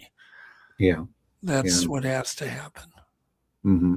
Well, and for what it's worth, I did take a small portion of it and I sent it to Melba, but I don't think I'm going to get anything back from her as far as results or anything. How long ago was that? That was probably 6 months ago. Oh, okay. So I don't know. She says she's interested. What was she going to do? What was she going to do with it? Run the DNA on it. Yeah, she's. Oh, really?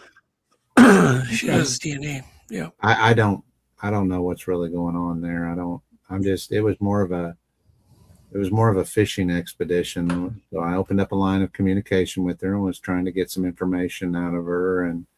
And so as a courtesy, I sent her a small portion of what I had.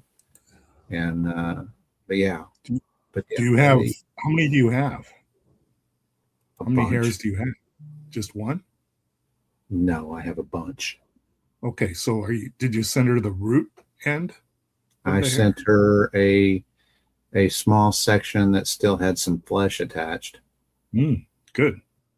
So she should have many times over what she needs if to do whatever she needs to do with it.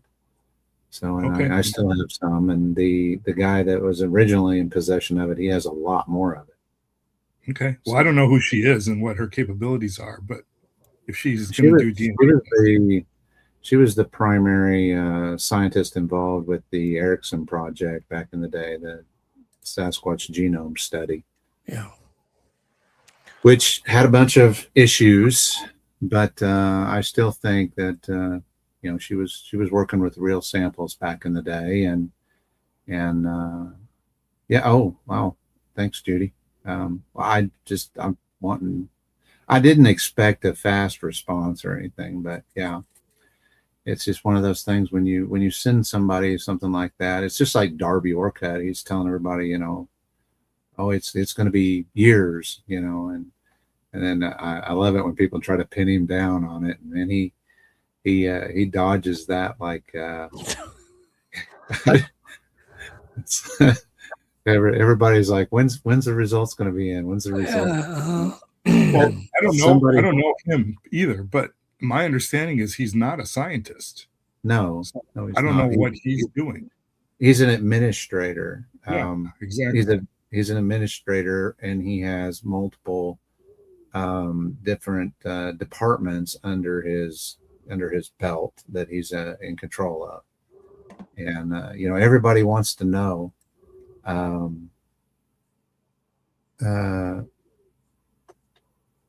Actually, portions of it did have a medulla. Portions of it did not. So that was kind of unusual in itself. But it depended on which hair you was looking at and what area of the hair. So yeah, I've got pictures of it in our documentary that we just released. But what about footprint casts? Anything compelling? Obviously, I could have cast the one I found, but I wouldn't have cast it thinking it was a Dogman. Just like, oh my god, look at this huge wolf! Yeah. But go ahead. Well, so I've only cast one myself, and I donated that cast to the Bigfoot Enigma Museum in Clayton, Oklahoma. Okay. And it's down there. There's pictures of it. Was there anything different about it, Brian? Well, that's the funny thing is there's really, in my opinion, and take this for what it's worth, there's a lot of Dogman prints going around on the internet, and a lot of them are not legitimate. But most of them, I would say, probably just look like a regular domestic type dog print that's just large. And but sometimes they have an appendage at the base of the footprint, and I think that depends on whether or not it's walking bipedally or quadrupedally. I think when they're walking quadrupedally, I don't think they leave that mark from that appendage at the back of the rear pad. But that's just pure speculation because they don't hold still very long for you to actually do this type of work. So there's a lot of speculation involved there. There's a lot of other ones out there too, but it's again, you've got to go with the lion's share. What are we getting the most of? And that's the regular canine looking print.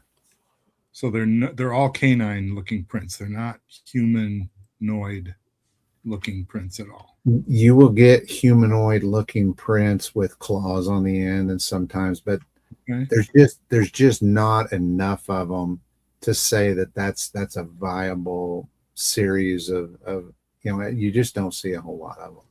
Okay. So they are out there though, and I've got some photos. Well, we showed a picture of a cast that was taken in southeastern Oklahoma, one of those humanoid type footprints with claws on the end of it. I'm not particularly convinced that is definitely a dogman. The one thing that I do think that is interesting is in the middle of that print is a 3-toed canine print. And you kind of got to look at it closely. So, it's just, there's a lot of variety. There's a lot of variety in Bigfoot prints as well. You've got your humanoid looking ones. You've got your skunk ape looking ones. You've got the ones that have like I don't know, that's kind of a triangular shaped foot. I think those are some of the weirdest ones, but every once in a while we get some of those here in Oklahoma. Still not sure what kind of box to put that in, but I think it's, I think these canine creatures they're going to be the same way. They're going to be unusual, and they're going to have differences in between the different genetic groups, across the country. So there's a lot of people running around, these conferences and stuff, and they've got some pretty weird looking prints that they're displaying, claiming to be Dogman. And, I always try to take pictures of them just for research purposes. But for the most part, I think most of them are going to look like something you'd recognize as a domestic canine. Large. What do you think they are, Brian? What's your best guess? Do you think they're just a regular biological creature living in the woods, flesh and blood, or do you think there's some paranormal aspect? Maybe you don't know. I don't know. I obviously don't know, but do you have any pet theories? Nobody knows, but right. The two that I saw with my own eyes, they look very real, very tangible. They look like if I put a round through them, they bleed. But when you're doing this, as long as I have, the stories trickle in, and sometimes these stories, they come from pretty reasonable eyewitnesses. And so after a while, you start to realize, that, hey, there's got to be something to that, and again, it goes back to the number of reports that are coming in. You kind of got to put them all together and look at the data as a whole. What is the data saying? And I think you got a similar situation, just like the Bigfoot. You've got people that are reporting, very flesh and blood looking situations. And then you've got, what we used to call the flute players or the woo people.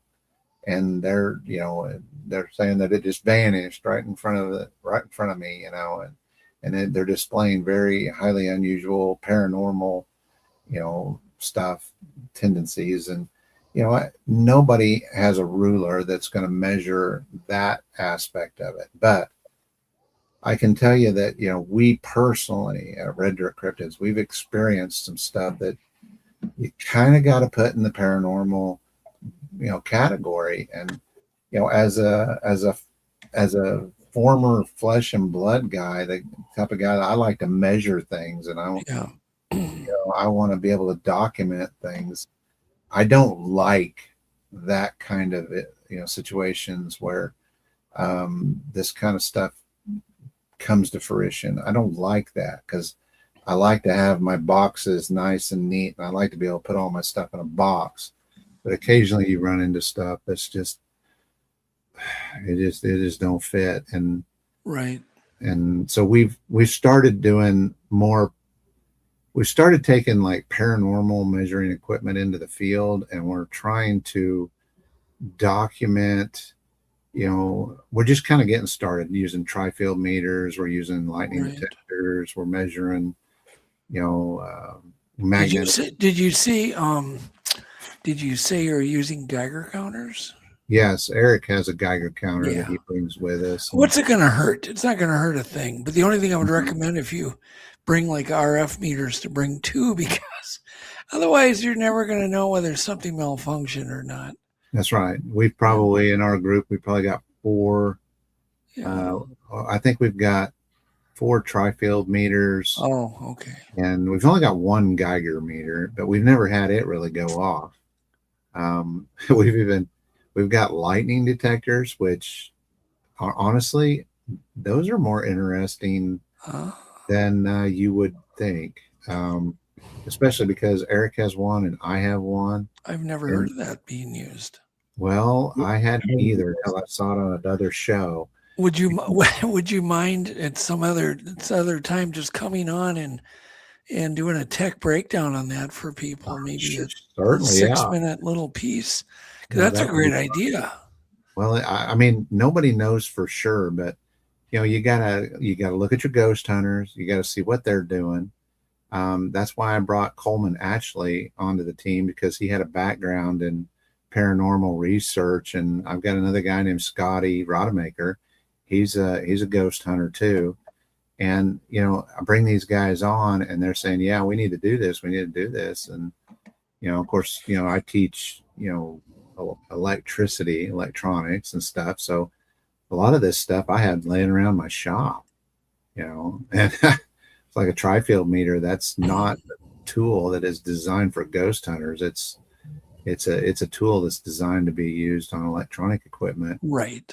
And but yeah, that's what you're looking for. You're looking for RF, spikes and anomalies. You're looking for magnetic anomalies, and and so an EMF, flux wave. A UV flashlight probably should be packed. A couple of good strong UV flashlights. I personally, I don't have one of those. You should get them. They're cheap. They're just people use. They sell them on Amazon for like $6. You can get them for, and they work really. They're amazing for looking for evidence, because like a Dogman hair would glow.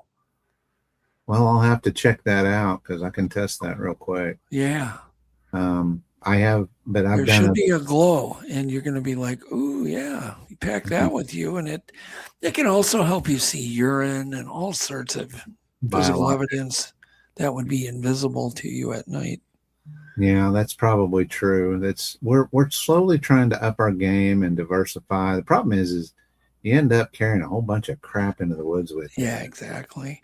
Do you guys do, what are you out looking for when your group goes out? Is it Dogman, or is it Bigfoots, or is it both? Well, it's honestly, it's both, but we do have areas that lean more towards Bigfoot, and we have areas that lean more towards Dogman. Okay. But Dogman is a lot harder to pin down. Yeah. I can take you to, I would say, we've got 3 top secret locations that I could go out, and we know that they're in that immediate area. We may not have an encounter, we may not find any evidence, but it's like you get the audio back, and sure enough, they were there. But Dogmen are a lot more difficult to pin down. I think they're more nomadic. And I think that they move around a lot more, and they're harder to pin down than Sasquatch. Sasquatch tend to, like, at least around in Oklahoma, they're here year round. There's no migrating. I think they've got a home base, and then they'll work an area over here for a couple of weeks. Then they'll move over. They'll work another area over here, and it's more like they move around from different seasons, But if they're in an area, their home base, I think, stays the same all year round.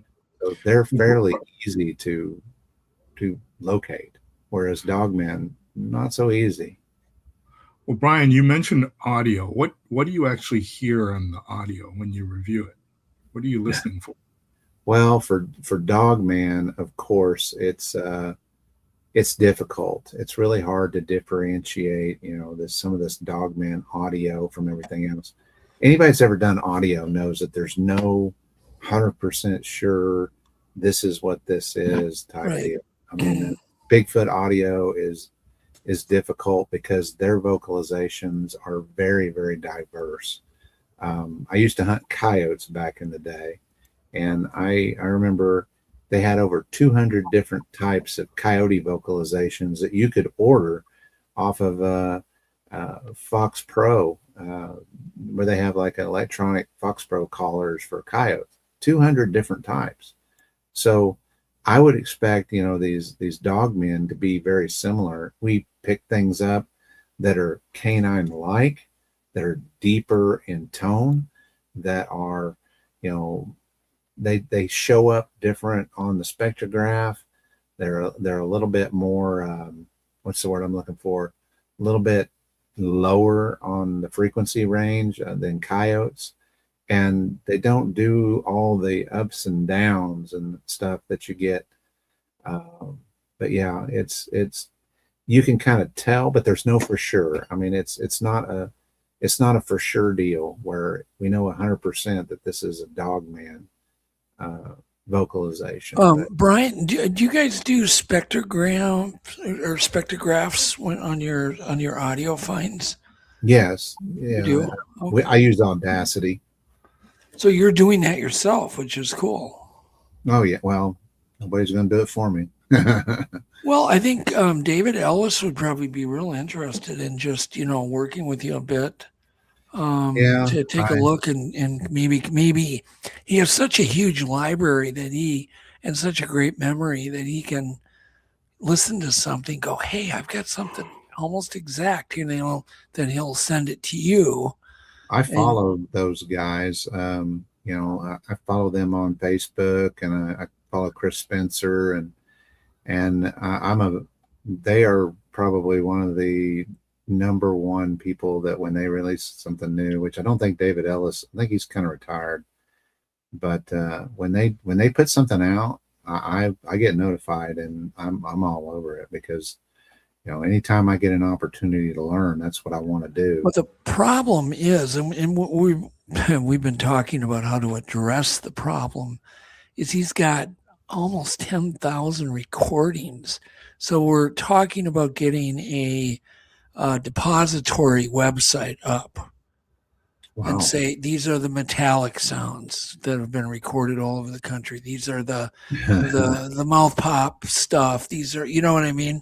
To have a place where all people can go and compare their recordings.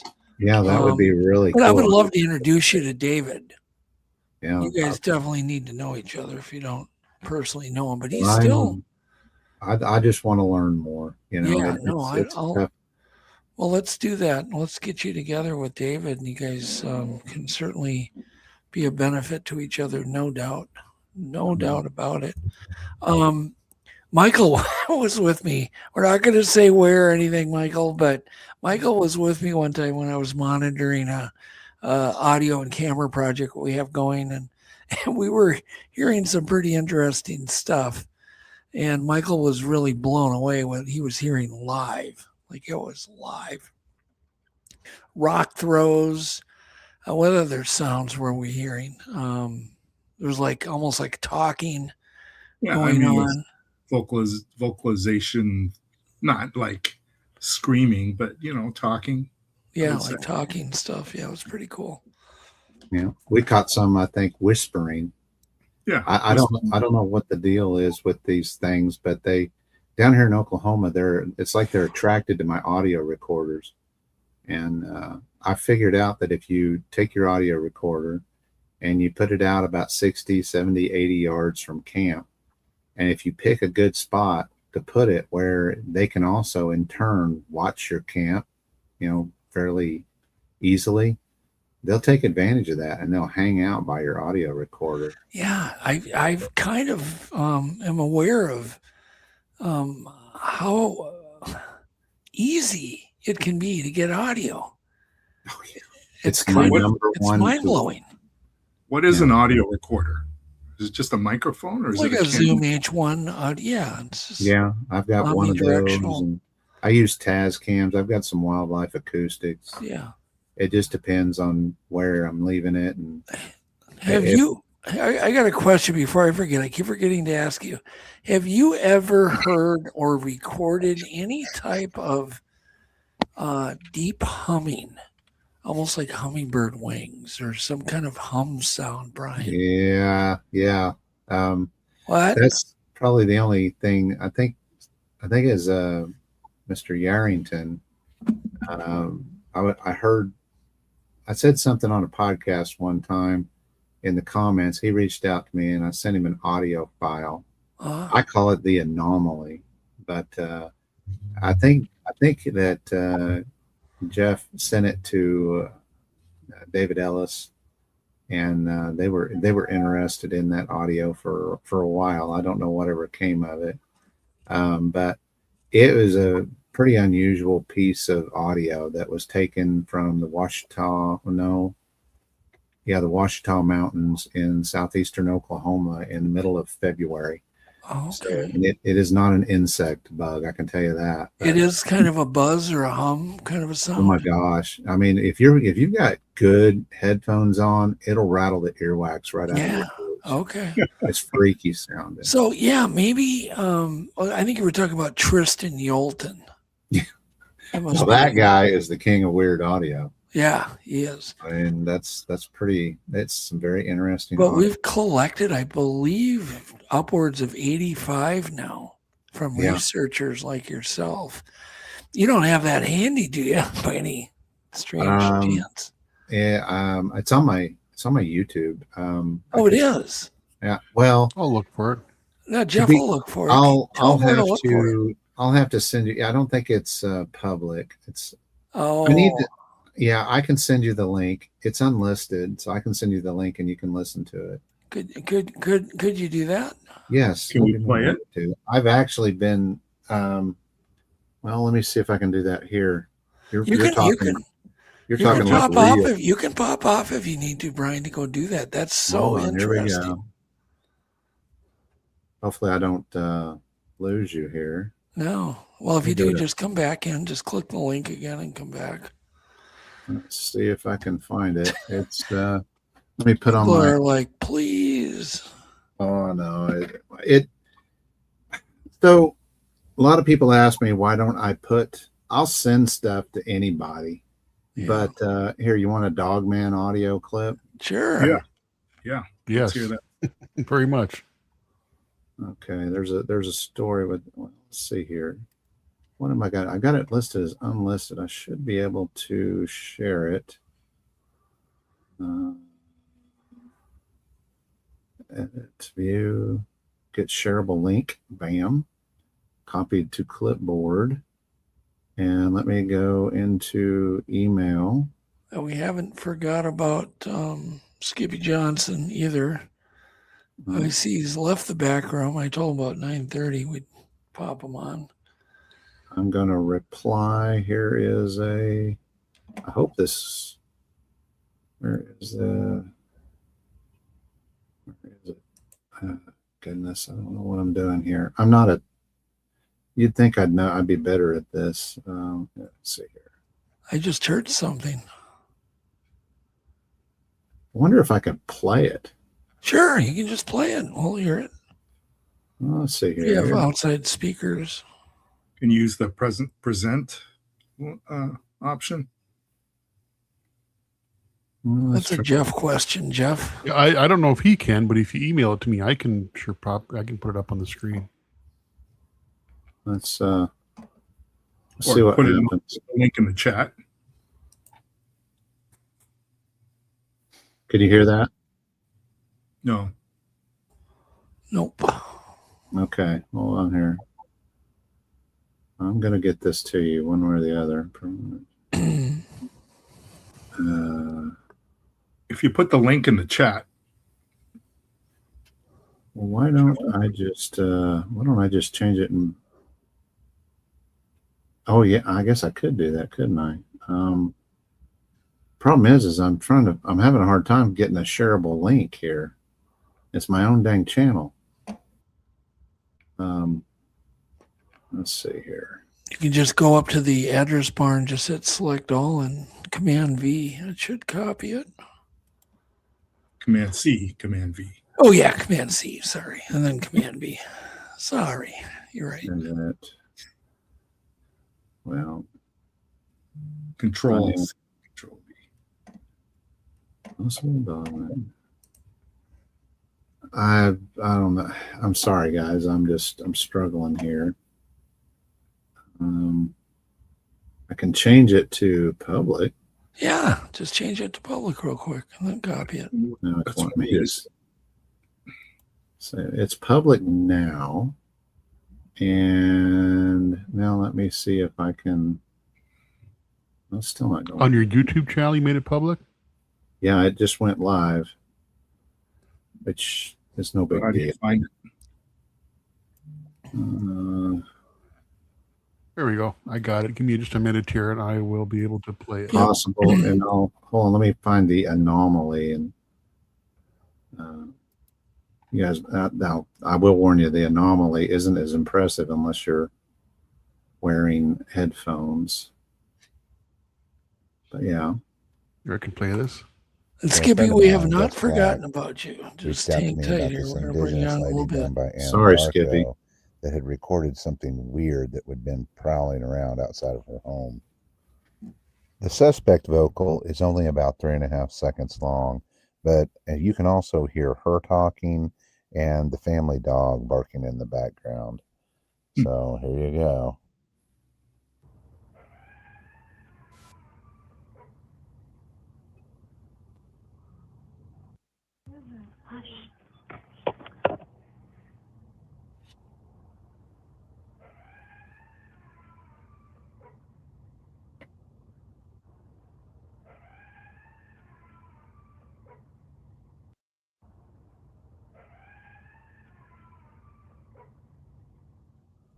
This lady was scared and she was reaching out to people for some answers. Unfortunately, I think she got an answer that she didn't want. Anyway, I don't know what happened in this situation. The eyewitness there ended up going dark on us and we didn't hear back. Okay, was that the Dogman or was that the hum? That was the Dogman. that was the Dogman. It's kind of a weird squall. The anomaly I just made public too. You should be able to do the same thing with that. Jeff. Yep, I'm looking. I'm not sure where it'll show up on the. Here we go. Yep, I got it here. All right. This was a couple of years ago. Every once in a while, we get weird stuff like this. Oh, yeah, that's my old logo.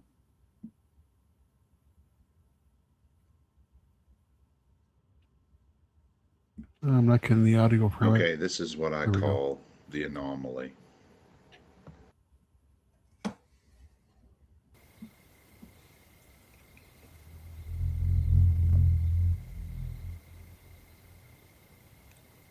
I'll play that again. That's it, Sounds Brian. familiar. Yep. That's all I get. That's it, Brian. Well, yeah, that definitely sounds familiar. We've heard that sound before. You guys can hear that? I could. Yeah. Hell yeah, we can hear it. Oh, okay. Well, I have a a headset in, and oh yeah, it vibrated my whole head. Yeah, that's good. It's very low. It's a very low frequency. Yeah, yeah. So no, that's exactly what we're talking about. yeah, I don't know what that is, but that was February. That was not a bug. That was not an insect. It No. was a June bug. If it was a bug, it was about 1,000-pound bug. Yeah, and that was in the middle of the Ouachita National Forest, and there was no Probably. vehicles or nothing. Yeah. That location, I would say, we're about 11 miles from the nearest blacktop road. So Well, we're going to do another show on the hum, only because we have so many recordings now. And Carl Supp donated the last one that was just off the charts. It was so amazing. And it was from the sales ranch from years and years ago, recorded on VHS tape. Huh. which I thought was kind of interesting. So anyhow, okay. I have it handy if you want to hear it again. Yeah, have you got that one? Yeah, listen to do. this, Brian.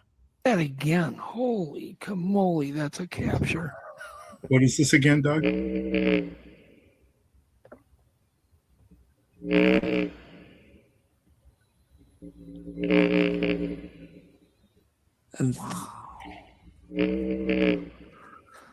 wow, Carl. What year was this? So that was 2000. I think that tape was from 2004 or 2000. This is years and years before any. All right, that's good. I was pretty excited because it was was recorded so loud, because it kind of borders on that below 20 hertz, and above 20 hertz. But that's what we're talking about. It's like a per buzz hum. Mm-hmm. So we call it the Bigfoot buzz hum per. If you look at mine, and all I know is mine. I spent a lot of time looking at it. It comes down. It's kind of pyramid shaped. Yeah. Which kind of tells me, and mine, I think it just goes down to 0, but it kind of tells me that the big part of that sound is below that frequency capability. Like we're only hearing like the part that we can hear. It's like we're only hearing a small. Yeah, exactly. Yeah, exactly. So whatever it is, it's outside of our recording capability as well. So David is in the audience. David goes, I can increase the volume on Brian's anomaly recording.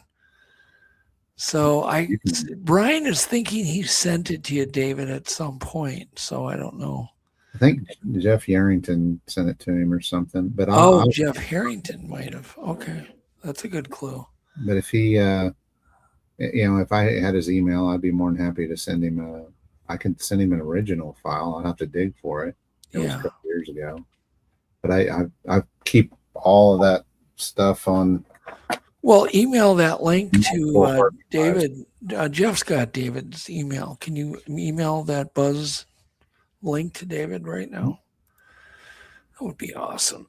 Yeah, I'm sending him the link to the YouTube page here. Yeah, I'm sending it to David right now. If he wants a better copy, I can give that to him. Is this the David Ellis with the 10,000 samples? It's the same one.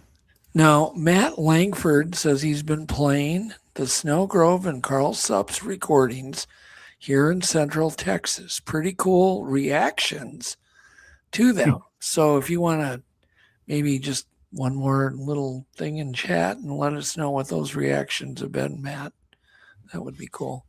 Right. Yeah, because I've been encouraging people, why not play the hums? What do you got to lose other than your life? We've always. That was a joke.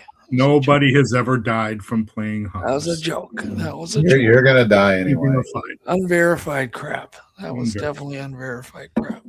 But we, once again, a lot of people have been playing Bigfoot calls for years, and no one has ever tried the hum. So why not? Mm-hmm. Why not? We never know what will unlock some of these mysteries. I tried call blasting some tuning fork, low frequency tuning. Oh yeah, Chris Reinhardt told he brought that to my attention. Yeah, that's who I'm talking about. My bad. Oh, okay. I have kind of got him confused with Yarrington. There's too many people out there, but yeah, it's been a couple years, maybe a year ago. Did you have any luck at all? No, I didn't. I did it I made a recording of it, and I did it like three times, and nothing really happened. So so many times we don't give these new methods enough time, and it's easy to understand because it's kind of like, it didn't exactly, do anything, so why do it again? But yet it could have been the fourth time that all hell broke loose. You're probably right. I mean, those Tibetan singing bowls, people report good stuff with that. So. Yeah. What notes are you guys using? I'd have to go look. It's out in the garage, put up on a shelf, but it was the lowest frequency tuning fork that I could get. Yeah. And it was big, and it had like big weights on it. I think they're like 40 hertz in that area. That sounds about right. I think Chris Reinhardt, you had the best luck with 40 hertz if memory serves. Yeah. Yeah, I bought it based on his recommendation. So. Okay. Yeah. Hey, while we're waiting here, Brian, you're in the cell tower business? No. I used to do repairs on cell phone towers and stuff back in the day. So. All right. Brian, don't leave. We're going to bring Skippy on to tell us a couple of ghost stories, but you can hang out, please. Yeah, I will. Okay, good. So let's bring Skippy Johnson on. Really welcome. I don't know anything about Skippy Johnson except he's in our back room. You're from Minnesota, correct? I am. Yep. And I can only guess, I'm not going to say where, but I can probably guess the town you live in based on the kind of work you do. I'm from Minnesota. Yeah. So, but he wrote me a letter and just told me a couple of really like, whoa stories. And I thought, have you on, you can tell him. We'll give Brian's golden voice a rest. I've got the face for radio and the voice for print. So anyhow, so are you currently a prison? Do you work in the prison currently? Yeah, I do. A 20-year veteran. Go back again tomorrow. Oh, okay. Yep. And are these stories firsthand stories? A lot of them are firsthand. Some are secondhand, but a lot of them are firsthand. Okay. Well, pick the best two and tell us. We're all ears, man. Well, one day there's a secondary fence system inside the wall. Okay. For security and stuff. So we have to go out and check all these zones of the fences. They have tamper alarms and tension alarms on them and stuff. So being one of my sergeants are going out to check these is winter time. There's snow on the ground. It's cold.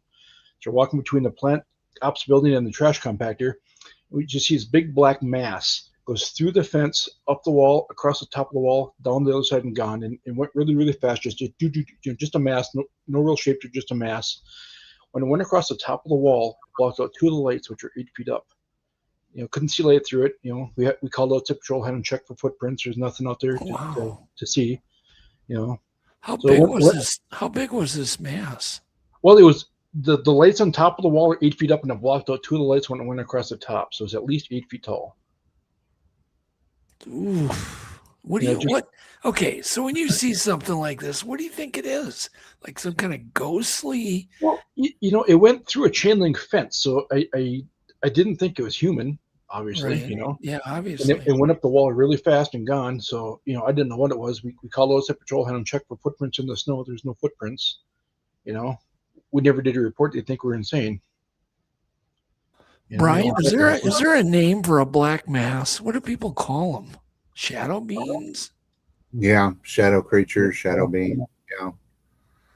Yeah. It's got to be. I mean, I would just first assumption would think, it's some kind of an evil entity of some sort. You know what I mean? Well, it was running away from us, I'm thinking, so it couldn't have been too scary, No, that's true.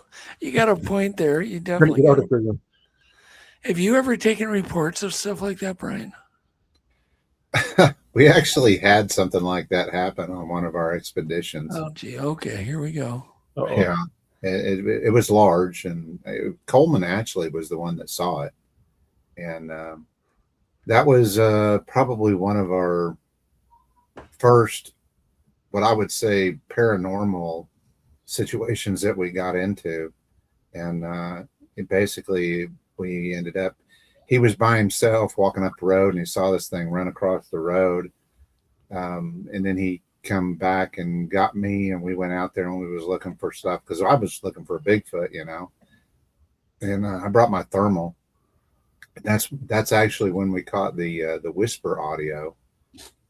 We had an audio recorder set up, right close to where we were at, and that's where it was. And but whatever it was, he saw it running across the road, and it kind of freaked him out. And but anyway, that was. He said it was humanoid. He said that it was upright. It was bipedal, and he said that he could see the legs. And wow. And but he said it was black and it was kind of blurry. And but the weird thing was, we got over there and we scanned with the thermals and we never picked anything up. But instead of, we assumed that whatever it was, it left the area, but that wasn't actually the case, because what it did was it actually, instead of leaving it, it closed the gap and it moved in closer to camp. And, like no fear whatsoever. And so we walked right by these things, walking out to where he had seen this thing, and then we were therming and didn't see anything. I wish I could tell you 100% that I turned around and I ran my thermal camera back over the area closer to camp, but I don't remember if I did or not.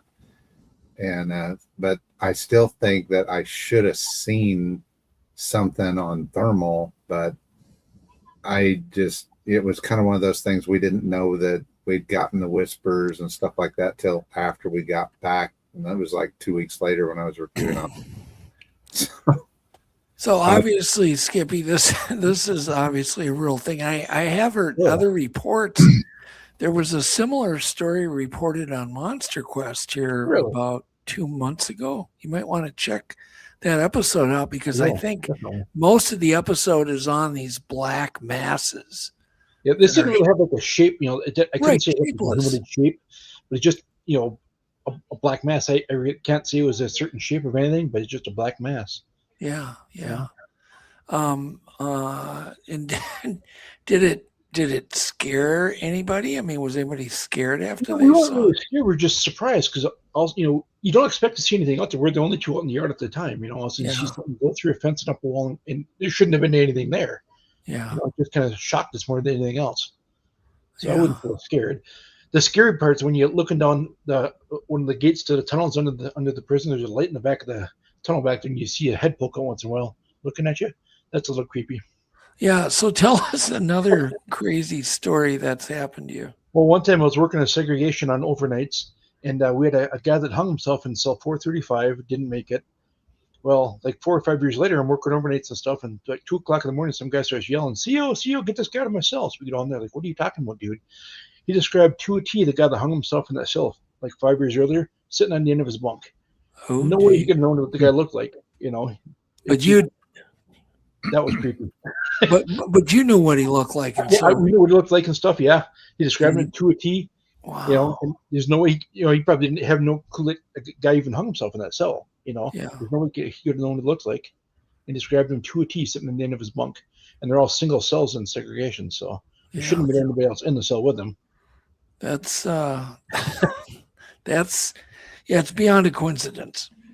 I'm convinced there's no such thing as a coincidence in life. Everything's a reason. No. So how many total like weird things have you heard about? Oh gosh. How many have you seen? Myself, I mean, there's the black mass, C house. I mean, doing rounds in E house and stuff. You see feet going on the back side of the unit as you're doing rounds. You're the only one in there walking around. You're walking down the galley of galley 39 in E house. It feels like somebody's running up behind you. Or if you turn around, there'd be a face like right here. You could just feel the rage. Or if it could throw you up the galley, you'd do it. Stuff like that happens a lot. There's one of the early cooks in the kitchen. We'd be down there getting the kitchen ready to go for the morning. He's the only person down there. And they open up the door for the center shop, and the door just slams shut. I mean, not just coming loose and shut. I mean, it slams shut. Wow. There's the door on the big. They got a huge oven in there for baking bread and stuff, and they keep the door shut and look in the camera. The door's open. The cook goes back there, shuts the door again, latches the top latches on the door, and then hears the door open up again. Nothing should have been back to open it. It opened the latches and opened the door. That happens a lot. There's so many things. It's just a cornucopia of stuff. Now the inmates say they hear a baby crying in E house, and back in the 20s and 30s, I think it was, they actually housed women in E house in the prison, and there was a baby named Baby Joan that died as buried across the road in the cemetery. They hear that once in a while. You hear stories about inmates. Like I call it sleep paralysis, where they can't get up from the beds, like something's holding them down and stuff. Yeah. Inmates see a lot of stuff. So what have you seen though? Well, besides the mass and the big body mass, the head peeking around the corner and stuff. Well, tell we want more details on the head peeking around the corner. Doing some rounds inside the yard and stuff. There's a old license plate shop. There's a big gate for the tunnels under the prison and stuff. Big barred gate, so you don't go past that. But you look down the gate. There's a light in the back of the tunnel back there and stuff. So you're looking back there, checking the locks and stuff on the gate, make sure everything's secured. And you look down there, and it looks like a head peeks up from the corner and goes back, and then peeks out and goes back. Happens like 3 or 4 times and stuff, and I've had that happen on multiple occasions. And there cannot be any people back there? There's nobody back there. Yeah, everything's secured. All the inmates are locked in. You'd have to get special keys to get back there and stuff. The keys aren't out and stuff. So yeah, nobody's back there. Yeah, it's crazy, creepy and creepy. Is there bad? Okay, like David just said, there's a lot of bad energy in huge prisons. Huge energy. Yes, I can only imagine. Yeah. Do you ever bring anything home? I hope not. We've had a lot of stuff happen. I guess a lot of it happened before I started working there. Some of it was afterwards, but possibly. So have you had stuff happen at home though? I was sitting at home one day I was sitting on the bed, just pulled some laundry out of the dryer, had the laundry sitting on the bed. I was starting to fold stuff, and I look over at the closet. I just see. Remember the Predator in the movie with Arnold Schwarzenegger? How he kind of had that shape changing look. Shimmer. It kind of looked like that, and then I thought, and it went across the room, and the blind on the windows shook. The windows weren't open, but the blind shook. So I don't know what that was. That happened to me. When was that? Yeah, you got me. My mom's family. What was that? When did it happen? That was probably 12, 15 years ago. Okay. Wow. Yeah. Living on 20th Avenue at the time. So my mom, her family, back in the 1964, I think it was, my grandpa wigged out and shot himself, my grandma, and 4 of my mom's brothers and sisters, right? So my niece, who lives in North Carolina, it just had a baby and stuff. So her mom and grandma go out to visit and stuff. So they go to this big folk festival going on and stuff. So they go see this person doing fortune telling and seances and whatnot. And he asked a couple times during the show, is anybody here from Minnesota? So my niece finally raises her hand. Yeah, we are. He says, would you mind sticking around? I got a couple questions I'd like to ask. I don't want to ask in front of the whole group and stuff. So sure, let's stick around and stuff. So everybody else leaves. And he says, yeah, I've got some people here that are talking to me. I've got a guy, he keeps apologizing. He's saying he's so sorry for what he did. He's so sorry.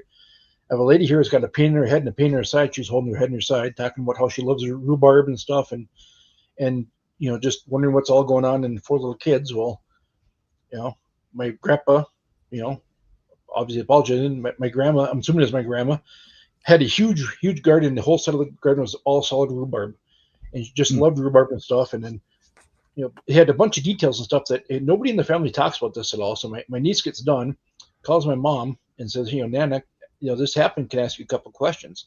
So she asked her all the questions, and everything the guy pointed out was right on the money, dead true. And nobody talks about this in the family. My niece didn't know it. I didn't know it. He couldn't have got it from her by asking questions and stuff, because she doesn't know any of the answers. But he knew all these details and stuff about this situation from 1964. Do you ever hear any Bigfoot stories from up north? I have a coworker who hunts way up in northern Minnesota. Yeah. He was up there, he bow hunts, and he's not near anything close. There's nothing by him. And he swears up and down he heard wood knocking out there once. I do a lot of grouse hunting up in Itasca County. I've never seen a Bigfoot. I've never heard a Bigfoot or anything I thought was a Bigfoot. I believe in the phenomenon 100%, but I've never experienced it myself. Yeah. But yeah, there's stuff out here we don't understand. There's stuff we have no concept about. Yeah, no, it's true. And the weird creature I saw swoop in our car wasn't too far from where you live. Oh, great. Wonderful. Pretty close, in fact. Last night, I clipped a deer with my pickup truck. It would have been helpful to have him take the deer in front of me. Oh, jeez. All right. You can just stick around, sure. Skippy. We're going to talk a little more to Brian here. I don't know what time it is. We're going to have to we'll wrap up. We got about 15 minutes left here. If you can stick around, Brian. Sure. So we haven't really talked about Bigfoot much. What do you think they are? Do you think they're just, they seem more plausible to be just a flesh and blood creature than a dogman, but maybe they're both flesh and blood. If you had to bet $10 right now on flesh and blood, on Dogman and Bigfoot or paranormal, what would you do? I would probably lean more towards flesh and blood. Yeah. That's just my personal opinion. But then again, it's like, how much of that is what I want it to be? Right. What am I comfortable with? I have run into some pretty weird stuff, but I'm not, the weird stuff bears very little physical evidence. And so that's the part that I kind of struggle with. And so whenever you got something that ain't leaving no physical evidence, you've got to ask yourself, questions like, well, how much of this was misinterpretation on my part, or the people, I agree with Dave. I'm thinking I'm leaning more towards relic hominoids, and I always tell people when it comes to Sasquatch, especially, what was it, 100,000 years ago, we picked up the club, and we found that a club was very handy for protecting ourselves, and our line of thinking has been involved around this technology for thousands and thousands of years, and it's turned into all of this stuff that we have now, our tech, but all of that started the direction that we took 100,000 200,000 years ago with our technology was basically centered around defending ourselves against creatures that were larger and faster or more vicious than us. But what if you never had to do that? What if you were naturally the alpha, in the woods? What if you were so large that you didn't need to clothe yourself and you didn't need to build houses to protect yourselves from bullets? I mean, the line of thinking would be completely different. The things that you dwell upon once you have a full tummy, it would have been completely different than what our line of thinking has always been traditionally. So in a way, they would have developed technology that was completely different than ours. And it could be around a nature type technology where they blend into stuff, and like a super ability, I guess. Yeah, I mean, take a look at what a chameleon can do, and the way that octopuses and can change colors. Electric eels. Yeah, I mean the nature. Fireflies. Nature's full of crazy stuff. Yeah. That developed over thousands and thousands of years. Who's to say that the stuff that they do, just because we don't understand it, that doesn't mean that it comes from the fourth dimension. Right. I mean, it's just we have a problem admitting that we don't understand and we don't know everything. Yeah. That's one of our human failures amongst all of us, is we have a hard time saying I don't know. And so who knows? Oh, there you go. So what do you think they are, Skippy? You hear all these stories. You've been in the back room. Dogman, do you believe Dogmen are real? Do you believe Bigfoot's real? Yeah, I've never had any experience with Dogman. Bigfoot, there's too many cultures and too many different parts of the planet that didn't have any communication with each other that experienced the same thing. Yeah, it's a good argument. And I'm convinced there's no such thing as a coincidence. Everything's for a reason. There's tens of thousands of sightings in this country alone of Bigfoot. Yeah. And in order for they have to be either all hoaxed, or even if there's just one real. If I was trying to convict somebody of murder right now, I could take all the Bigfoot evidence and I could put him in prison for life. Yeah. But until we have a body, you're not going to convince 90% of the people out there that it's real. You need a body for it. And even then, you're going to have somebody, it's fake. Just like aliens. Yeah. It is what it is. But so what do you think, Brian? What do you think it's going to take? How do you think this mystery is going to end, if ever? Do you think it might end? I don't think it's going to end anytime soon. Okay. That's where I'm probably kind of different from everybody else. I actually think that the the fact that the mystery keeps going on, I think it's good. And I think it's intentional. I think that if we did discover Bigfoot, I think it would be the beginning of the end for them, because, nothing we touch thrives. You have a point there. Well said. We've got, thousands. Outside of corn. Yeah. We discover new species and we kill them. That's what we do. And so I don't think that becoming known is a good thing, and that's with all cryptids. So I think they're better off, and we've really kind of gone full circle. It's like we live in a day and time where even if I did get like the best 4K 60 frames per second video footage that you ever saw, you wouldn't believe it. And so there's no sense in me putting something like that out on social media for people to look at. Well, obviously some would, but many wouldn't, and I agree.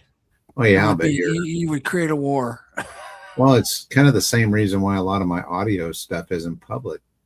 It's like, man, I don't really feel like spending, 16, 17 hours defending it in the comment. Right. Yeah. I don't want to go to war with somebody. I mean, every time I put something like that out, every time we do like a little documentary, we'll throw in a couple little audio segments or something, and every time it's like I'm doing the keyboard warrior thing, trying to keep people from saying horrible, shitty things in the comments. Yep. They obviously have never gotten off of their couch, and so it's like, what do I want to go to war on? And that's what we put in our documentaries. It's like the stuff that we think is valuable enough that we're willing to take heat just to get it out there, so that people that really do care about this stuff, that they'll have that to look at. It's like the Whispers audio that we put in to our first documentary, the Whispers in the Woods. We actually spent a considerable amount of time arguing about whether or not we really wanted to put that out there. Mm-hmm. But we decided that the truth was the truth, and you got to put it out there.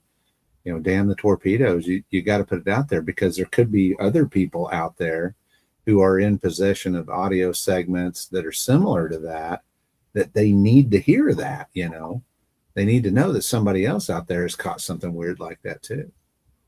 So, and it's just, you just got to do it. You got to bite the bullet. Put it out The there. one thing I think about often is whether the government knows or doesn't know on the reality of these things. You would think that they would at least have studied them, or, you know what I mean, had a group and had some funding, or maybe there still is a group of people that do nothing but take reports and collect data. Why? I don't know. Why not? If you had no end to your pocket, what do you think, Brian? What do you think, Skippy? Well, look at like Mount St. Helens. When Mount St. Helens erupted, there's stories of there being wounded Bigfoot on the slopes of Mount St. Helens. The government came in and swooped in and took them off away.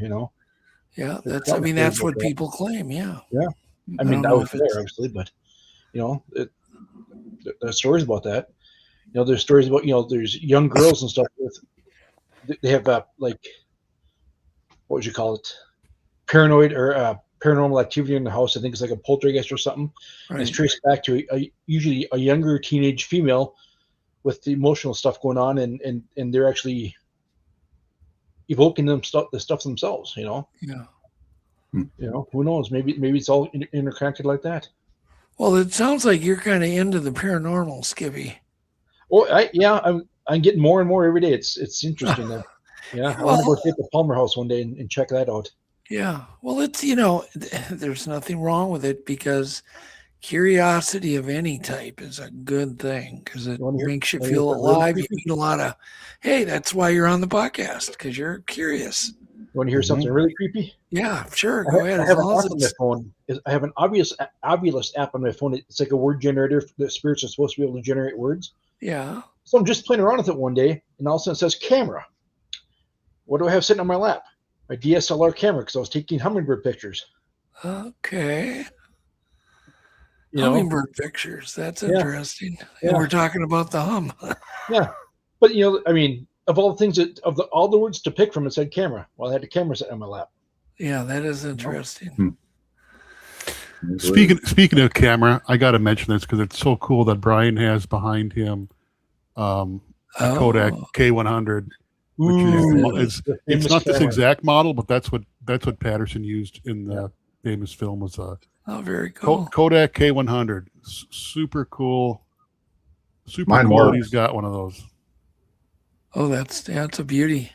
It's loaded with film. It works. They're Well, not. you know they're what? not easy to find. They're so But cool. you know what? Back then, all you had to do is push it. You have it wound, push one button and it's filming. Fixed focus. Find it here. Pull the on trigger. the lens. And It's heavy as hell, and he supposedly, I think he did it with a 25 millimeter aperture, which I have loaded on here. Yeah, he used a single lens one. You have the turret one, but it's the same camera, just different lenses. But kind of neat to see one of those. I had to comment on that. Yeah, super cool. These are interesting. Yeah, I've spent some time researching what kind of, whether it was the turn or whether it was the regular one, and it's like there's a lot of conjecture. There's some debate on that. I've heard both too. Who knows? I know There's definitely a Kodak. Bragman has I think he has the non-turret variety on display down there at his museum. So, and but yeah, who knows? They don't know what happened to the original camera. Hell, this could be it. Of course, the one that Cliff has, it may be it. We don't know. So, It was a rent, supposedly. Yeah, Michael, do you got any questions for either of our guests? I do not. I think this has been a fascinating discussion, and the Dogman is fascinating. Now someone asked the question: has there been a lot of reports of dog women, or is Dogman? I think it's just a name to describe both. Well, I have gotten a couple of reports of them, but I don't get enough reports of female dog men. Maybe I should be a little bit more politically correct. But I don't get enough of them to really say that they form any type of pattern or anything, and there's just not a lot of data on them. So I don't know what to say about that. I try to avoid that unless I get more data. Nobody has seen a dog man with breasts, or have they? Well, I've gotten one report of that, and it was a multiple teat situation. So, Okay. but when you only have one report, it's like you just take it and you put it up on a shelf, and you wait till you get more reports before. Yeah, you because dogs have how many sets, and do all canines have the same amount? Well, that I haven't researched, but I'm sure ChatGPT will tell us all about it. Oh, I bet it would. I bet you're right. Yeah. I bet you're right. Oh my God. Well, I hope to God, Skippy, you don't see a dog man in your prison. Most dogs have between 8 to 12. It can vary based on the breed and size of the dog. Okay. I'd have lost money on that one. Smaller breeds may have as few as 6. Larger breeds can have up to 12. So Wow. That's according to AI. Wow. And that's never wrong. It's never, yeah, right. No, it's never wrong. That's why I had to point that out. It's AI, so who knows if that's accurate or not. It's unverified crap. Yeah. Well, thank you so much, Brian. And let's put his books up. Do you want to promote the groups that you work with? Well, I of course, I'm the founder of Red Dirt Cryptid Investigations, and we have a YouTube channel and a Facebook page. And I also work with the Native Oklahoma Bigfoot Research Organization out of Oklahoma. And I'm also a member of the North American Dogman Project. I'm a member of their Investigative Sciences Division. Okay. So, yeah. Is that with Jody Cook? Yeah. Okay. I'm more than happy to look at any evidence that they want looked at. So very cool. That's what the Investigative Sciences Division does. I wanted to see the cover of the last one you had up, Jeff. There we go. Oklahoma Cryptozoology 101. Love the cover. Yeah, it's a great cover. That's a great cover. Yeah. Very cool. And that's available on Amazon, I take it. Yeah, they both are. So yes, please support Brian, buy his books. Yeah, go to appreciate the Red Dirt site. I do often, and he's always been nice enough to let us post our show up on the Red Dirt site, and we really appreciate that, Brian. Oh yeah. Yeah, if anybody that's doing what I consider to be good work, I try to promote them and keep the riffraff at bay. And there's a lot of it. Although sometimes I do have a hard time telling what's riffraff and what. Yeah, but I'd love to get you back. Just be really cool to talk about some of the technology for our tech breakdown. Oh yeah, that'd be fun. Yeah, we'd really like to do that. Thanks, Skippy. Do you have any last story you want to tell? Yeah, I hope you guys don't come to visit me in prison. No, we won't. I'm trying to quit. Yeah. Yeah, we're trying to quit. I'll do my best. No promises. I'll do my best. But I appreciate you waiting around. Yeah, and thank coming you. on. Oh, that's fun. This is great. Thank you guys. Thanks Yeah, for no, we appreciate you coming on. But you don't have any last little tiny story? Oh boy.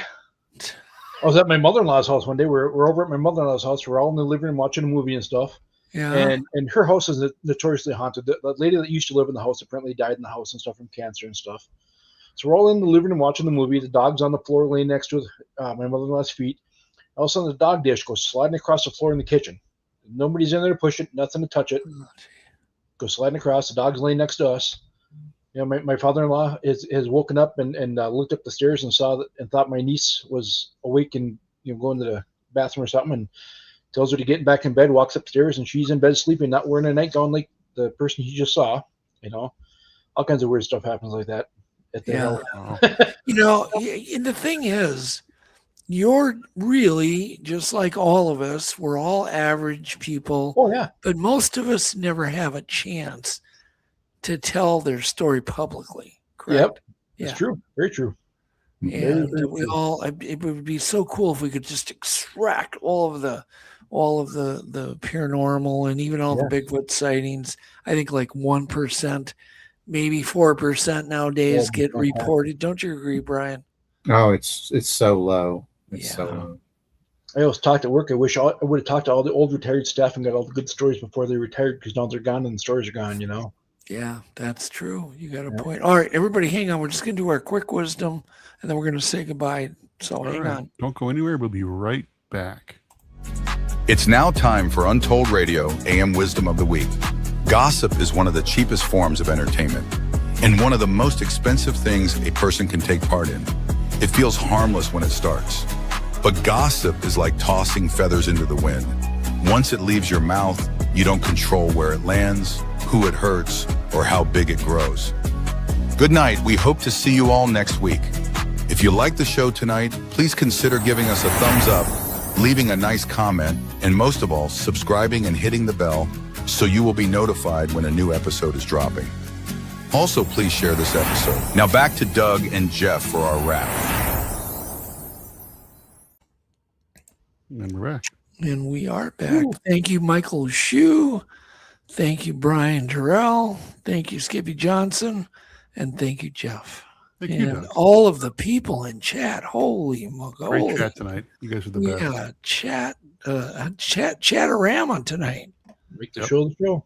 So a lot of new faces. We hope to see the new faces back, and we hope to see the old faces back too. Love to have you. Yeah, but we really appreciate it. If you're not a subscriber, hit the subscribe thing and hit the bell so you get notified of new shows. But we're on every Sunday at 7, so we're easy to find. Skippy, you're going to start watching us? I have been there. You have been? I'm quite addicted now. Well, that's good. Now, yes, it is. And we'll have you back. You write down some more stories, and we'll get you back. Good. So all right. Plan. All right. Thanks, guys. Good night. Thanks, Mike. Night, everybody. Appreciate it. Everybody. I call you up in the middle of the night. Been bothered by dreams, ain't feeling alright. You give me comfort, say just give it some time. By the end of our talk, I'm feeling just fine. You and I will always know where we belong. This ain't no ordinary